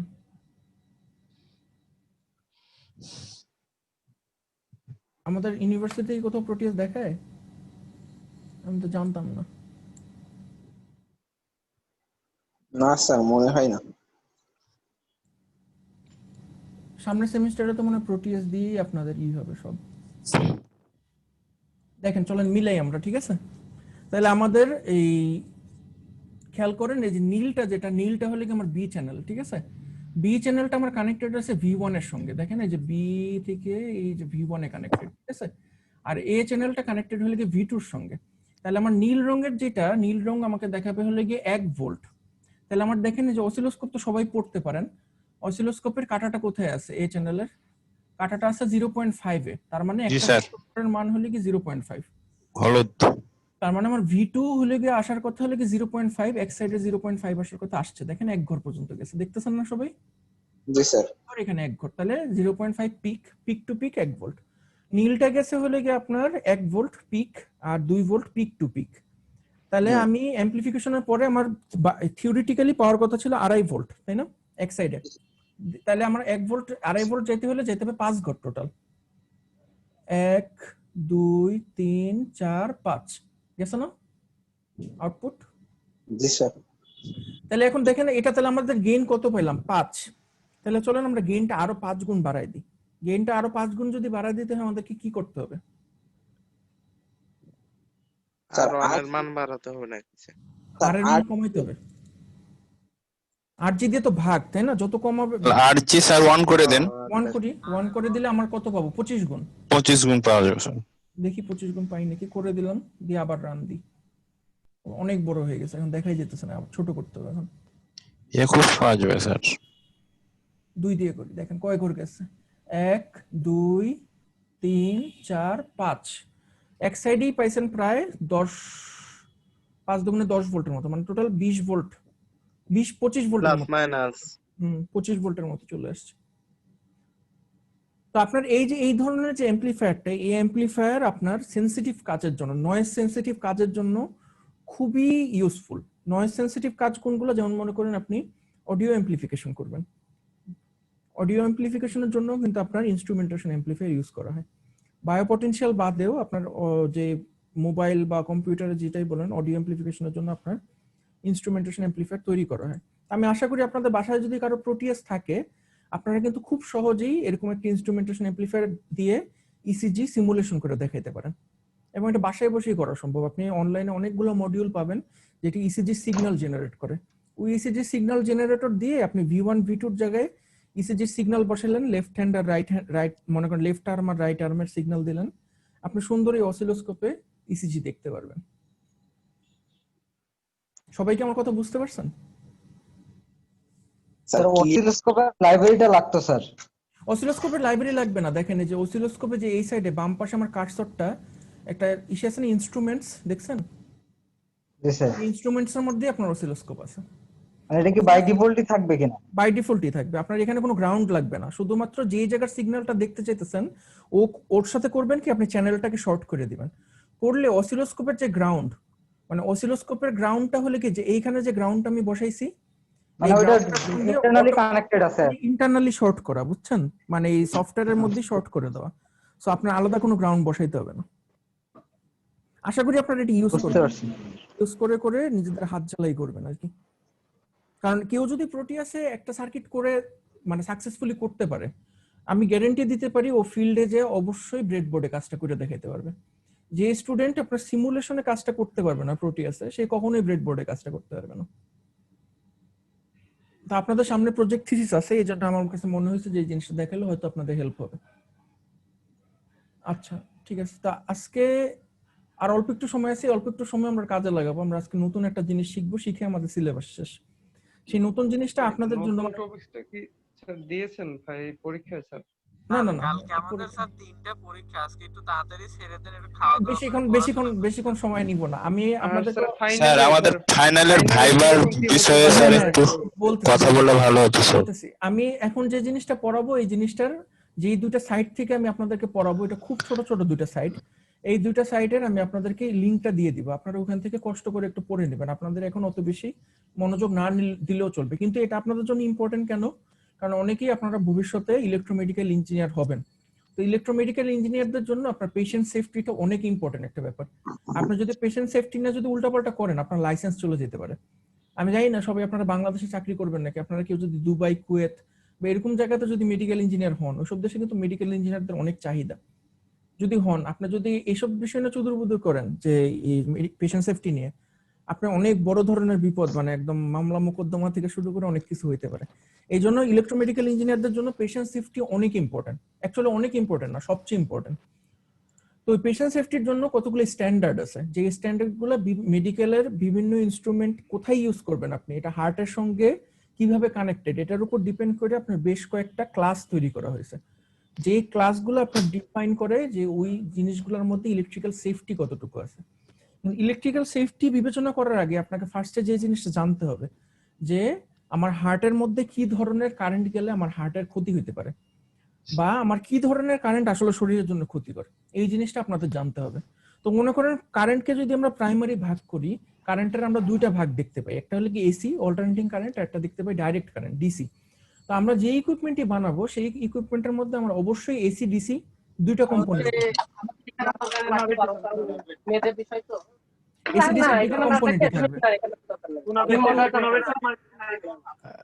নাই করে দিচ্ছি, ওয়েট করে। হ্যাঁ করছে, ঠিক আছে। তো এসিডিসি দুইটা কম্পোনেন্টই থাকবে, কিন্তু দুইটা কম্পোনেন্ট আমাদের শরীরের জন্য সমানভাবে ক্ষতিকর না। ডিসি এবং এসি দুইটা আমাদের শরীরের জন্য সমানভাবে ক্ষতিকর না, একটা আরেকটার থেকে বেশি ক্ষতিকর। আপনারা কি বলতে পারবেন যে কোন পার্টটা বেশি ক্ষতিকর, এসি নাকি ডিসি? এসি এসি বেশি ক্ষতিকর, কারণটা কি? কারণটা হলো গিয়ে আমাদের সেলের যে মেমব্রেন, সেলের মেমব্রেন আমরা জানি যে বাই লেয়ার আছে, একটা সেলের লিপিডের একটা লেয়ার আছে তাই না, এবং সেলের ভিতরে এবং বাইরে মিলে এটা একটা ক্যাপাসিটরের মতো তৈরি করে, যে জিনিসটা আমরা এর আগে অনেকবার দেখছি, অনেকবার আপনাদের। সো ক্যাপাসিটরের মধ্যে দিয়ে কারেন্ট পাস করতে পারে না, একটা ক্যাপাসিটর ডিসি কারেন্টের জন্য ওপেন সার্কিট হিসেবে কাজ করে, কিন্তু এসি কারেন্টের জন্য এটা শর্ট সার্কিট হিসেবে কাজ করে, তাই না? বুঝতে পারছেন সবাই? হ্যাঁ, পাওয়ার লাইন নয়েজের ক্ষেত্রে পড়ছিলাম, ঠিক বলছেন। তো এসি কারেন্টটা হলেই আমাদের শরীরের জন্য বেশি ক্ষতিকর। ডিসি কারেন্টটা যে ক্ষতিকর না এমন না, ডিসি কারেন্টটাও ক্ষতিকর, কিন্তু এসি কারেন্টটা বেশি ক্ষতিকর। তো আমরা যদি ক্ষতির লিস্টটা যদি বিবেচনা করি, ক্ষতির লিস্টটা বিবেচনা করলে আমরা ডিসিতে কি ধরনের ক্ষতির সম্মুখীন হতে পারি। ডিসিতে আপনারা যদি অনেক হাই ভোল্টেজের একটা ডিসি সোর্স যদি ধরেন, সর্বোচ্চ আপনার কি হইতে পারে, কার আইডিয়া আছে? অনেক হাই ভোল্টেজের একটা ডিসি ধরলেন, সে উদাহরণ কি মনে হয় ক্যাপাসিটর, একটা ক্যাপাসিটর আপনার ভোল্টেজ ভিতরে ক্যাপচার করে রাখে তাই না। আপনি যদি হাত দিয়ে একটা ক্যাপাসিটরের দুই ঠ্যাং একসাথে শর্ট করে দেন, তখন ওটার ভিতরে যে পুরো ডিসিটা আছে ওই ডিসিটা কিন্তু আপনার শরীরের ভিতর দিয়ে পাস করবে।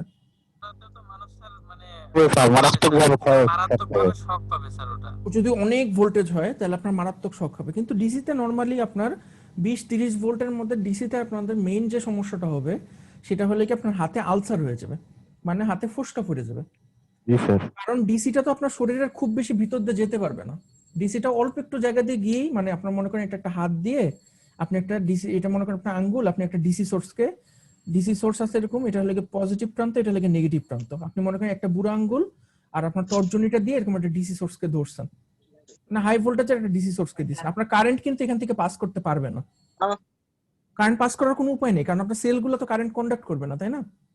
কিন্তু আপনি মনে করেন এইখান থেকে একটা তার নিলেন, ছোট্ট একটা তার নিলেন, এখান থেকে ছোট্ট একটা তার নিলেন, নিয়ে হাতের মধ্যে আপনি দুষ্টামি করে হাতের এখানে দুইটা তার একসাথে বসাই দিলেন, তখন আপনার কি হবে, তখন আপনার হাতের যে ছোট্ট একটা জায়গা আছে এই ছোট জায়গার মধ্যে পানি বা ময়েশ্চার অন্য কিছু থাকার কারণে এই ছোট জায়গার মধ্যে দিয়ে আপনার কারেন্ট পাস করতে পারবে, ডাইইলেকট্রিক ব্রেকডাউনের কারণে হোক, যে কারণে হোক আপনার কারেন্ট তখন পাস করতে পারবে।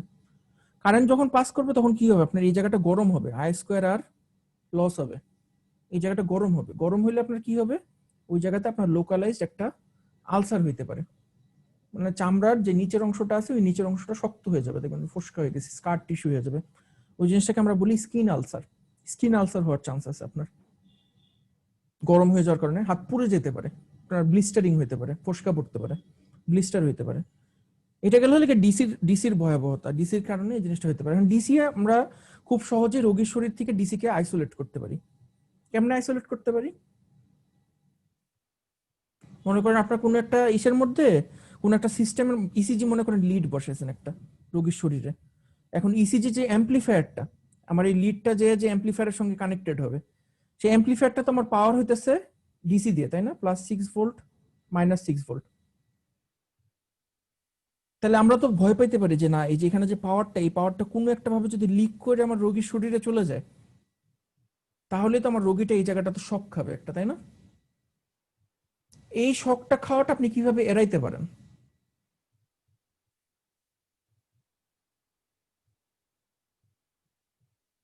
বলতে পারবেন কেউ কেমনে এড়াইতে পারি? স্যার কোনটা স্যার আরেকটু বলেন স্যার। মানে আপনার এই যে একটা অ্যাম্পলিফায়ার আছে, অ্যাম্পলিফায়ারটা তো আপনার ডিসি দিয়ে পাওয়ার হইতেছে, তাই না? জি স্যার। এটা তো তাহলে আপনি ভয় পাইতেছেন না যে রোগীর শরীরে আপনি যে লিডটা লাগাইতেছেন, এই পাওয়ার লাইনের যদি কিছুটা, এই পাওয়ারের কিছুটা যদি আপনার রোগীর শরীরে চলে যায় ডিসি, আপনার রোগী শক খেতে পারে না? স্যার এর জন্য স্যার একটা ওই যে আমরা এর আগের ক্লাসে যেটা পাওয়ার লাইন নয়েজ যেটা পড়লাম, ওটাতে একটা স্যার কি যেন আঁকানো হয়েছিল স্যার, ওটা মনে নাই। বাফার। জি স্যার, ওইটা ব্যবহার করে বাফার, হ্যাঁ। লাইনটা দেওয়া হয় তাহলে ওই দিক দিয়ে পাস হয়। কিন্তু আপনি বাফারটা যে দিতেছেন, বাফারটাকেও কি পাওয়ার দিতে হবে না? পাওয়ার দেওয়া ছাড়া কি কোনো ওপেন কাজ করবে? ওটা তো অটোমেটিক স্যার, এই যে পাওয়ার পাবে স্যার এসের থেকে স্যার। কিসের থেকে?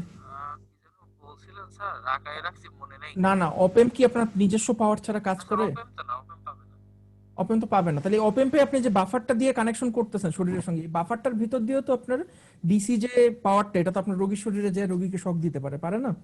আপনি তো এটা এমন হতে পারে স্যার একমুখী একটা ইয়ে থাকলো যেটা শুধু রোগীর শরীর থেকে ডাটা নিতে পারবে কিন্তু এদিক থেকে যাবে না। এটা তো বাফার বাদে হবে না। ডায়োড ইউজ করলাম। ডায়োড দিলে তো আপনার ভোল্টেজ ড্রপ হবে। ডায়োডের অ্যাক্রসে কত ভোল্টেজ ড্রপ হবে? ডায়োড 0.7 কত ভোল্টেজ? 0.7। আর আপনি যে রোগীর শরীর থেকে যে পটেনশিয়াল নিতেছেন, ওই পটেনশিয়ালের ভ্যালু কত? স্যার 0.2 ডায়োড অ্যাক্টিভেট হবে আপনার? হবে না। স্যার ওখানে কোনো মানে অত বড় ক্যাপাসিটর দিয়ে দিবেন, একটা ক্যাপাসিটর দিয়ে দিবেন। ক্যাপাসিটর দিলে কি ডিসি যেতে পারবে? না স্যার। ক্যাপাসিটর ডিসি ব্লকার না? জি স্যার, ক্যাপাসিটর এই এসি। জিনিসটা আপনাদের মতো ইঞ্জিনিয়ারদেরকে এই জিনিসটা বলতে এতক্ষণ পেছানো লাগে একটা জিনিস। ক্যাপাসিটর দিয়ে দেবেন। যেখানে আপনি ভয় পাবেন যে ডিসি যাওয়ার সমস্যা আছে, ভয় আছে, আপনি একটা ক্যাপাসিটর দিয়ে দিবেন। বুঝতে পারছেন? এটা গেল হলে কি ডিসির সমস্যা এবং ডিসির মানে ছোট একটা সমাধান আর কি। এটা খুব ভালো একটা সমাধান না, কিন্তু মোটামুটি এটা দিয়ে কাজ হবে আপনার। সমস্যাটা হলো মেইনলি এসিতে। এসিতে সমস্যাটা কি, এসি যদি খুব অল্প পরিমাণ আমার শরীরের হার্টের ভিতর দিয়ে পাস করে, তাহলে আমার হার্ট অ্যাটাকের সম্ভাবনা আছে। এই জন্য আপনার যখন পেসমেকার ডিজাইন করা হয়, তখন পেসমেকার ডিজাইন করার সময় অনেক প্রিকশন নেওয়া হয়, কারণ পেসমেকার তো একদম হার্টের কাছে থাকে। কোনোভাবে পেসমেকার থেকে আপনার এক্সটার্নাল নয়েজ যদি আপনার হার্টের ভিতর দিয়ে পাস করে, আপনার হার্ট বন্ধ হয়ে আপনি মারা যেতে পারেন। যেমন দেখবেন যে ইলেকট্রিশিয়ানরা যখন ইলেকট্রিক লাইনে কাজ করে, 50 হার্টজের লাইনে কাজ করে, ওদের কিন্তু অনেক সতর্ক থাকতে হয়। কারণ কি, 50 হার্টজের যেই এইটা সিগন্যালটা, এই সিগন্যালটা যদি অল্প একটু পরিমাণ আমার হার্টে প্রবেশ করে, আমার হার্ট অ্যাটাকের চান্স অনেক বেশি অন্য যে কোনো ফ্রিকোয়েন্সির তুলনায়। মানে আপনি ফ্রিকোয়েন্সির সঙ্গে যদি ভয়াবহতার প্লট আঁকেন, মানে এই সাইডে হলে গিয়ে ওয়াই অ্যাক্সিস হলে গিয়ে ভয়াবহতা, আর ওয়াই এক্স অ্যাক্সিস হলে গিয়ে ফ্রিকোয়েন্সি, তাহলে এই কার্ভটা হলে কি এইভাবে ভ্যারি করে। এবং এই জায়গাতেই আছে হলে গিয়ে 50 থেকে 60 হার্টজ, মানে আমাদের পাওয়ার লাইনটা যেই ফ্রিকোয়েন্সিতে, মানে শালারা এমন ভাবে ডিজাইন যে একদম ঠিক যেই জায়গাতে আপনার পাওয়ার লাইনটা যাচ্ছে, মানে যেই ফ্রিকোয়েন্সিতে, এটাই হলে কি আমার শরীরের জন্য সবচেয়ে ক্ষতিকর ফ্রিকোয়েন্সি। মানে ইলেকট্রিক্যাল ইঞ্জিনিয়ার হিসাবে ভাবতে এই জিনিসটা ভাবতেও লজ্জা লাগে যে এত বড় একটা ভুল ওরা কেমনে করলো। মানে এটা এখানে যদি সামান্য পরিমাণ, আমি যতদূর জানি যে 20 মাইক্রো এম্পিয়ারের মতো কারেন্ট যদি আপনার হার্ট দিয়ে ডাইরেক্ট পাস করে, আপনার একদম নিশ্চিত আপনি হার্ট অ্যাটাক করবেন। কারণ এই 20 এম্পিয়ার কারেন্টটা যাওয়ার ফলে আপনার কি হবে, যাওয়ার ফলে আপনার হার্টের মধ্যে এই যে এসএ নোড থেকে এভি নোডে যে সিগন্যালটা যাইতেছে, এভি নোড থেকে আপনার হিসপার্কিনজি বান্ডেলে যে সিগন্যালটা যাইতেছে, এটার মধ্যে কিন্তু একটা নির্দিষ্ট একটা সিনক্রোনাইজেশন আছে, রিদম আছে। এই কারেন্টটা যাওয়ার কারণে 50 হার্টজের এই সিগন্যালটা যাওয়ার কারণে এটা একদম আপনার আমাদের ইসিজির যে ফ্রিকোয়েন্সি এটার একদম ঠিক মাঝামাঝি অবস্থান করতেছে। এই ফ্রিকোয়েন্সিটা যখন যায় মানে হার্টের ভিতর দিয়ে যদি পাস করে, তাহলে এই পুরো ইসিজির সিনক্রোনাইজেশনটাই নষ্ট করে ফেলবে।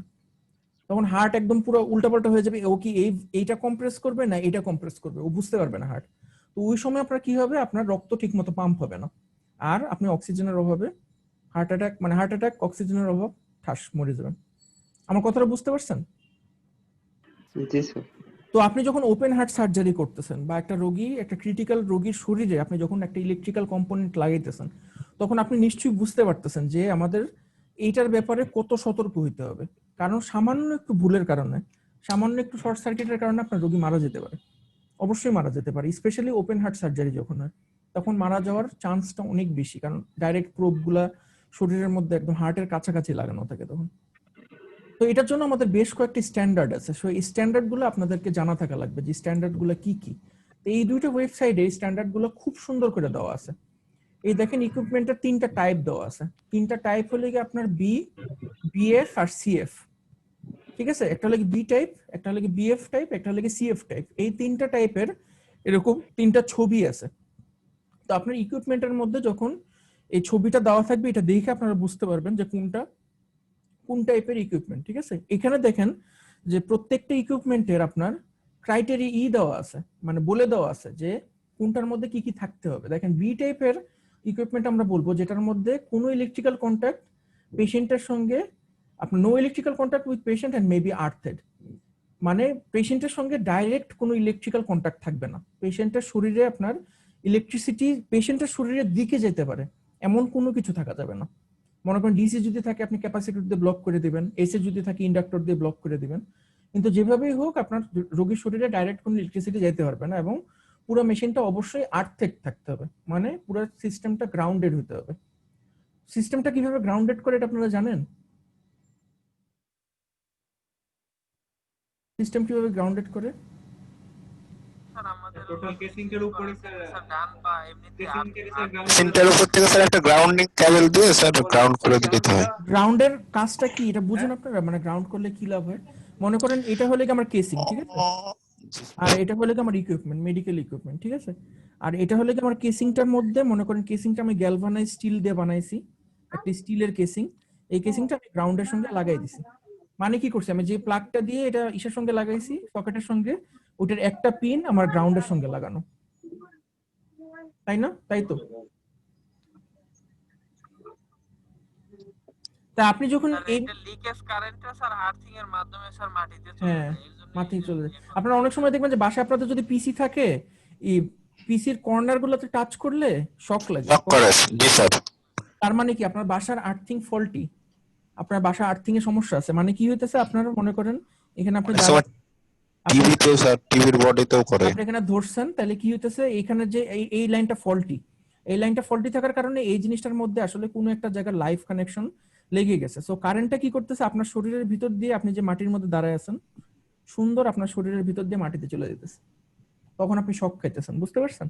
কিন্তু আপনার যদি এই লাইনটা যদি গ্রাউন্ড করা থাকতো, মানে আপনার লাইনটা যদি ভালো থাকতো, তাহলে কি হইতো, আপনার যে এখানে যে ফল্টটা হয়েছে, মনে করেন এখানে কোথাও একটা ফল্ট হয়েছে, এই ফল্টটা কিন্তু সুন্দর এইখান থেকে চলে যেতে পারতো, কারণ আপনার যে রেজিস্ট্যান্স, আপনার রেজিস্ট্যান্সের থেকে কিন্তু এটার রেজিস্ট্যান্স অনেক কম। সো এখান থেকে কিন্তু সহজেই কারেন্ট চলে যেতে পারে, আপনার শরীর দিয়ে যাওয়ার আর প্রয়োজন নেই। কিন্তু এই জায়গাটার রেজিস্ট্যান্স যদি কোনো একটা কারণে বেড়ে যায়, ফল্টি হয়, তখন ও সহজে দেখবে যে আপনার শরীর দিয়ে যাওয়াটা সহজ, তখন আপনার শরীরের ভিতর দিয়ে চলে যাবে। তার মানে আমার ইকুইপমেন্টটা আর্থেড যদি থাকে আমি ধরলে শক খাবো না, বুঝতে পারছেন সবাই? স্যার আমার একটা কোশ্চেন আছে স্যার। হ্যাঁ বলুন স্যার কোশ্চেনটা একটু অন্য, এগুলো না একটু বাইরে স্যার। যেটা হচ্ছে আমি আমার যখন গ্রামে ছিলাম তখন আমি একটা জিনিস দেখছি যে শক খেয়ে স্যার আসলে সে অজ্ঞান হয়ে গেছে, লোকটা বাসায় শক খাইছে বাট সে অজ্ঞান হয়ে গেছে। তারপরে হচ্ছে তার শরীরের মনে হচ্ছে যে মনে হয় আর কি শরীরে কোনো ব্যথা নাই, বা অনেক আর কি টেনে টেনে নিয়ে যাচ্ছে শরীর, হাত পা এরকম বলতেছিল আর কি। তো এক্ষেত্রে আসলে এটা কিসের জন্য হচ্ছিল স্যার? আসলে কি ব্যথা নেই মানে আমি জমাট বুঝি খেয়ে গেছে নাকি? ব্যথা নেই স্যার? মানে কি, ব্যথা নেই মানে কি? মানে শরীরে কোনো ব্যথা অনুভব করতেছিল না স্যার, যত মনে করেন তারকে ইয়া করা হচ্ছিল, যাতে পাঞ্চ করা হচ্ছিল শরীরে, বা হচ্ছে তার শরীরটা টানা হচ্ছিল। মানে স্যার ওই যেটা বোঝা যাচ্ছে যে মানে অবশ হয়ে যাওয়া। অবশ হয়ে গেছে আর কি। রাইট স্যার, এরকম টাইপের। আমি ঠিক জানি না কারণ অবশ হয়ে গেল যাওয়া মানে আপনার হলে গিয়ে তার নার্ভাস সিস্টেমে সমস্যা হয়েছে। আর তখনকার হয়তো স্যার ইলেকট্রিক শক খেলে তো স্যার রক্ত চলাচল বন্ধ হয়ে যায়, রক্ত তখন তো চলাচলের সঙ্গে তো আপনার ব্যথা পাওয়ার যেরকম কোনো স্যার সম্পর্ক আমরা নেই। যদি একইভাবে বসে থাকি পা ভাঁজ করে, পায়ের দিকে যদি রক্ত চলাচল না না না করে না না তাহলে ওটার স্যার ওই যে ওটার ওটার ওটার ওটার অন্য কারণ আছে। ওটার অন্য পায়ের পায়ের জিনিসটা আপনার অবশ্যই হয়ে যাওয়ার ওটার কারণটা অন্য, ওটার কারণটা অন্য। কারেন্টের শক খেলে তো ওরকম হয় স্যার। আর কারেন্ট শক খেলে তো এরকম হয় না। কারেন্ট শক তো আমিও খাইছিলাম। কারেন্ট শক খেলে অবশ্যই যার একটা কারণ আছে। সে কি পরে প্যারালাইজড হয়ে গেছিল? না স্যার, পরে সুস্থ হয়ে গেছে আসলে। স্যার এরকম হয় কিন্তু স্যার, স্যার কারেন্ট এরকম শক বলছিল খেলে যে আমার হাত পা টেনে নিয়ে যাচ্ছে পরবর্তীতে আর কি, রোগীকে আমি স্যার বিভিন্ন বলতে মাইট পারছি না। করা হয় বা ইটি করলে পরবর্তীতে খুব স্যার ব্যথা যে হয়। আসলে এরকমই স্যার। আমার তার মনে হয় শরীরে কি, পুরো আমার শরীরটা মনে পুরো হয় যে মেসেজ তার করা ই ছিল। হয়েছিল, মানে অক্সিজেনের ওই যে যেটা বললাম আর কি, যে হার্টটা তো কিছুক্ষণের জন্য বন্ধ হয়ে গেছিল তার আর কি, মানে যে যখন শক খাইছে ব্লাড খুব কি সম্ভবত কার্ডিয়াক জমা অ্যারেস্ট বেঁধে থাকে হয়েছিল। এরকম কিছু স্যার? আমি তো ডাক্তার না, আমি বলতে পারবো না, তবে আমার যেটা মনে হচ্ছে ব্লাড যেহেতু পাম্প হয় নাই, তার অক্সিজেনও মানে ওই জায়গার যে সেলগুলা মানে নিউরন গুলা বলেন বা সেলগুলা বলেন, ওরা অক্সিজেনের অভাবে ভুগছে এক ধরনের। অক্সিজেনের অভাবের কারণে ওরা ইনসেনসিটিভ হয়ে গেছে, কারণ জি স্যার, জি অক্সিজেন স্যার। হয় তাহলে ওরা আর কি নরমালি ফাংশন করবে না, যে জিনিসটাকে মেডিকেলি খুব সম্ভবত ইসকেমিয়া, ইসকেমিয়া বলে, ঠিক আছে? ইসকেমিয়ার মানে হলো কি আপনার ওই অক্সিজেনের অভাব। দেখবেন যে অনেকের পায়ের মধ্যে গ্যাংগ্রিন হয়, তারপর ওই যে ঠান্ডাতে দেখবেন যে অনেকের পাটা কেটে ফেলতে হয়, এগুলো অনেক কারণে ইসকেমিয়া হয়। ইসকেমিয়া কথাটার অর্থ হলো কি আপনার অক্সিজেনের অভাব। তো আমার মনে হয় কোন একটা কারণে হার্ট পাম্প করে নেই, অক্সিজেনের অভাব হয়েছে, এই জন্য আপনার অবশ্যই গেছিল আর কি। এই টাইপের আচ্ছা। হইতে পারে, আমি ঠিক শিওর না, এরকম হইতে পারে। স্যার এমনিতে কি ব্লড কি হয়ে যায় স্যার, জমাট বেঁধে যায় শর্ট খেলে, এরকম কিছু হয় স্যার? না, আসলে এরকম হওয়ার তো কোনো কারণ নেই, কারণ রক্ত জমাট বাঁধবে নাকি বাঁধবে না এটা আপনার ডিপেন্ড করে হলে গিয়া ইসের উপরে, রক্তের ভিসকোসিটির উপরে। রক্তের ভিসকোসিটির উপর অনেক সময় ডিপেন্ড করে। রক্ত যেটা জমাট বাঁধে এটা হলে গিয়ে দিনকে দিন এক জায়গায় জমাট বাড়তে থাকে, মানে এটা হলে গিয়ে মানুষের বিভিন্ন ধরনের রোগের কারণে একটা জায়গায় জমাট বাড়তে থাকে। বাড়তে থাকার পরে হঠাৎ করে একদিন ধাক্কা খেয়ে ওই যে জমাটটা বাঁধা জিনিসটা ও সচল হয়ে যায়, ধাক্কা খেয়ে, রক্তের ধাক্কা খেয়ে ও বিভিন্ন জায়গায় গিয়ে ব্লক সৃষ্টি করে, ঠিক আছে? ওটাকে বলে হলে গিয়ে আপনার যে জমাটটা বাঁধে ওটাকে বলে হলে গিয়ে থ্রম্বোসিস। আর এই থ্রম্বোসিসটা যখন সচল হয়ে বিভিন্ন জায়গায় ব্লক করে বেড়ায় তখন ওটাকে বলে এম্বোলিজম। তো ওই থ্রম্বোসিস আর এম্বোলিজমের কারণে আপনার ওই যেটা বললেন যে ব্লাড বন্ধ হয়ে যায়, ব্লক হয়ে আর কি। তো ওটার সঙ্গে আমার মনে হয় না বিদ্যুতের সম্পর্ক আছে। ওটা আপনার ডাক্তাররা বলতে পারে ওটা কেন হবে, এটা আমি জানি না থ্রম্বোসিস কেন হয়। তবে আমার মনে হয় যে তার অক্সিজেনের অভাব হয়েছে, কারণ রক্ত কিছুক্ষণ পাম্প হয়নি, অক্সিজেনের অভাব হয়েছে। এর ক্ষেত্রে বড় ধরনের সমস্যা হইতে পারে, কারণ আপনার ব্রেনে যদি অক্সিজেন বন্ধ হয়ে যায় কিছুক্ষণের জন্য, ব্রেনের সেল যদি একবার মরে যায় ওই সেলগুলো কিন্তু আর রিজেনারেট করে না। নিউরন যদি মানে অ্যাডাল্ট মানুষের নিউরন যদি একবার মরে যায় ওরা আর রিজেনারেট করে না। তো ওই জায়গায় যদি একবার ইসকেমিয়া হয় ব্রেনের মধ্যে তাহলে ওই মানুষ নর্মাল অবস্থা কখনো পৌঁছাবে না। আর শ্বাস করতে অনেক কষ্ট হচ্ছিল তখন স্যার আসলে। স্বাভাবিক স্বাভাবিক শ্বাস নিতে অনেক কষ্ট আর কি শ্বাস প্রশ্বাস নিতে অনেকটা লাংসের কষ্ট সঙ্গে হচ্ছিল। তো আপনার হার্টের একদম ডাইরেক্ট কানেকশন আছে, সো আপনার শ্বাস নিতে সমস্যা হওয়ারই কথা। আচ্ছা, তো যেটাই হোক, তো এটা হলে কি আমাদের টাইপ বি। টাইপ বিটা হলে কি ডাইরেক্ট ইলেকট্রিক্যাল কন্ট্যাক্ট শরীরের সঙ্গে থাকবে না এবং আমার ইকুইপমেন্টটা আর্থের থাকবে। তো এটার উইটা কি, উদাহরণটা কি? উদাহরণ হলে কি আপনার লাইটিং, যেমন মনে করেন রোগীর শরীরে সার্জারির সময় যে লাইটটা রাখা হয়, তারপরে মনে করেন কি আপনার এমআরআই মেশিন। এমআরআই মেশিনের সঙ্গে কিন্তু ডাইরেক্ট আপনার রোগীর শরীরের কোনো ইলেকট্রিক্যাল কানেকশন নেই। রোগীটাকে জাস্ট আমি একটা চেম্বারের ভিতরে ঢুকাইছি, কিন্তু এমআরআই তে কিন্তু জাস্ট ম্যাগনেটিক ফিল্ড কাজ করতেছে, বা সিটি স্ক্যানের ক্ষেত্রে জাস্ট এক্স-রে কাজ করতেছে, ডাইরেক্ট কিন্তু কোনো ইলেকট্রিক্যাল কন্ট্যাক্ট নেই রোগীর শরীরের সঙ্গে। তারপরে মনে করেন রোগীর পাশে যে মনিটরটা রাখা আছে, যে মনিটরটার মধ্যে আপনার সবসময় বিপ বিপ করে ইসিজি দেখায়, ব্লাড প্রেশার দেখে, ওই মনিটরটার সঙ্গে ওই মনিটরটার সঙ্গে রোগীর ডাইরেক্ট কানেকশন আছে, ওইটা না, ওটা হবে না। সো এখানে যে উদাহরণগুলো দেওয়া আছে ওইটা হবে না। আর টাইপ বিএফ যেটা, সেটা হলো বডি ফ্লোটিং। এটা হলো কি electrically connected to patient but not directly two heart. মানে এই ইকুইপমেন্ট গুলো আপনার বডির সঙ্গে কানেক্ট করা আছে কিন্তু হার্টের সঙ্গে ডাইরেক্ট কানেকশন নেই।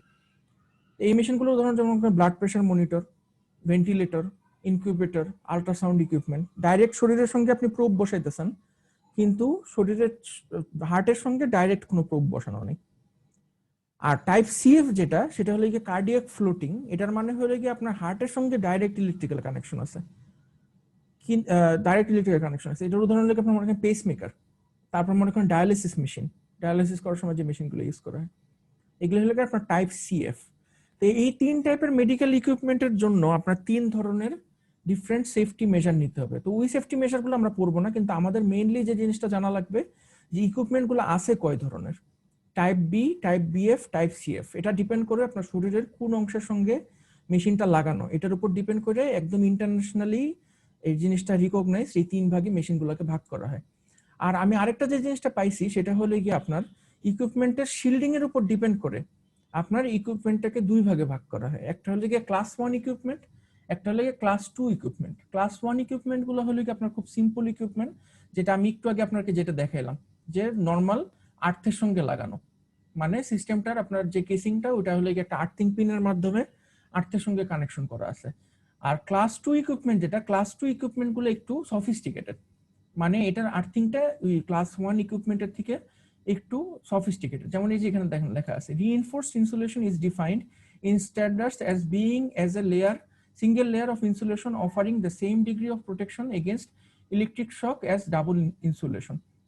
মানে এই সিস্টেমগুলোতে আপনার ডাবল ইনসুলেশন ইউজ করা হয়, যে কোনো একটা কারণে আপনার যদি প্রথম ইনসুলেশনটা ফেল করে এটার জন্য আপনার একটা সেকেন্ডারি লেয়ার অফ ইনসুলেশন থাকবে। এখন সেকেন্ডারি লেয়ার অফ ইনসুলেশন অনেকভাবে তৈরি করা যায়, ট্রান্সফরমার দিয়ে করা যায়, বিভিন্ন ধরনের অপটো ইলেকট্রনিক্স ইকুইপমেন্ট দিয়ে করা যায়। মানে ডাইরেক্ট আপনি রোগীর শরীরের সঙ্গে ইলেকট্রিক্যাল কানেকশনটা না রেখে আপনি জিনিসটাকে ম্যাগনেটিক্যালি কাপলড বা অপটিক্যালি কাপলড করে নিলেন।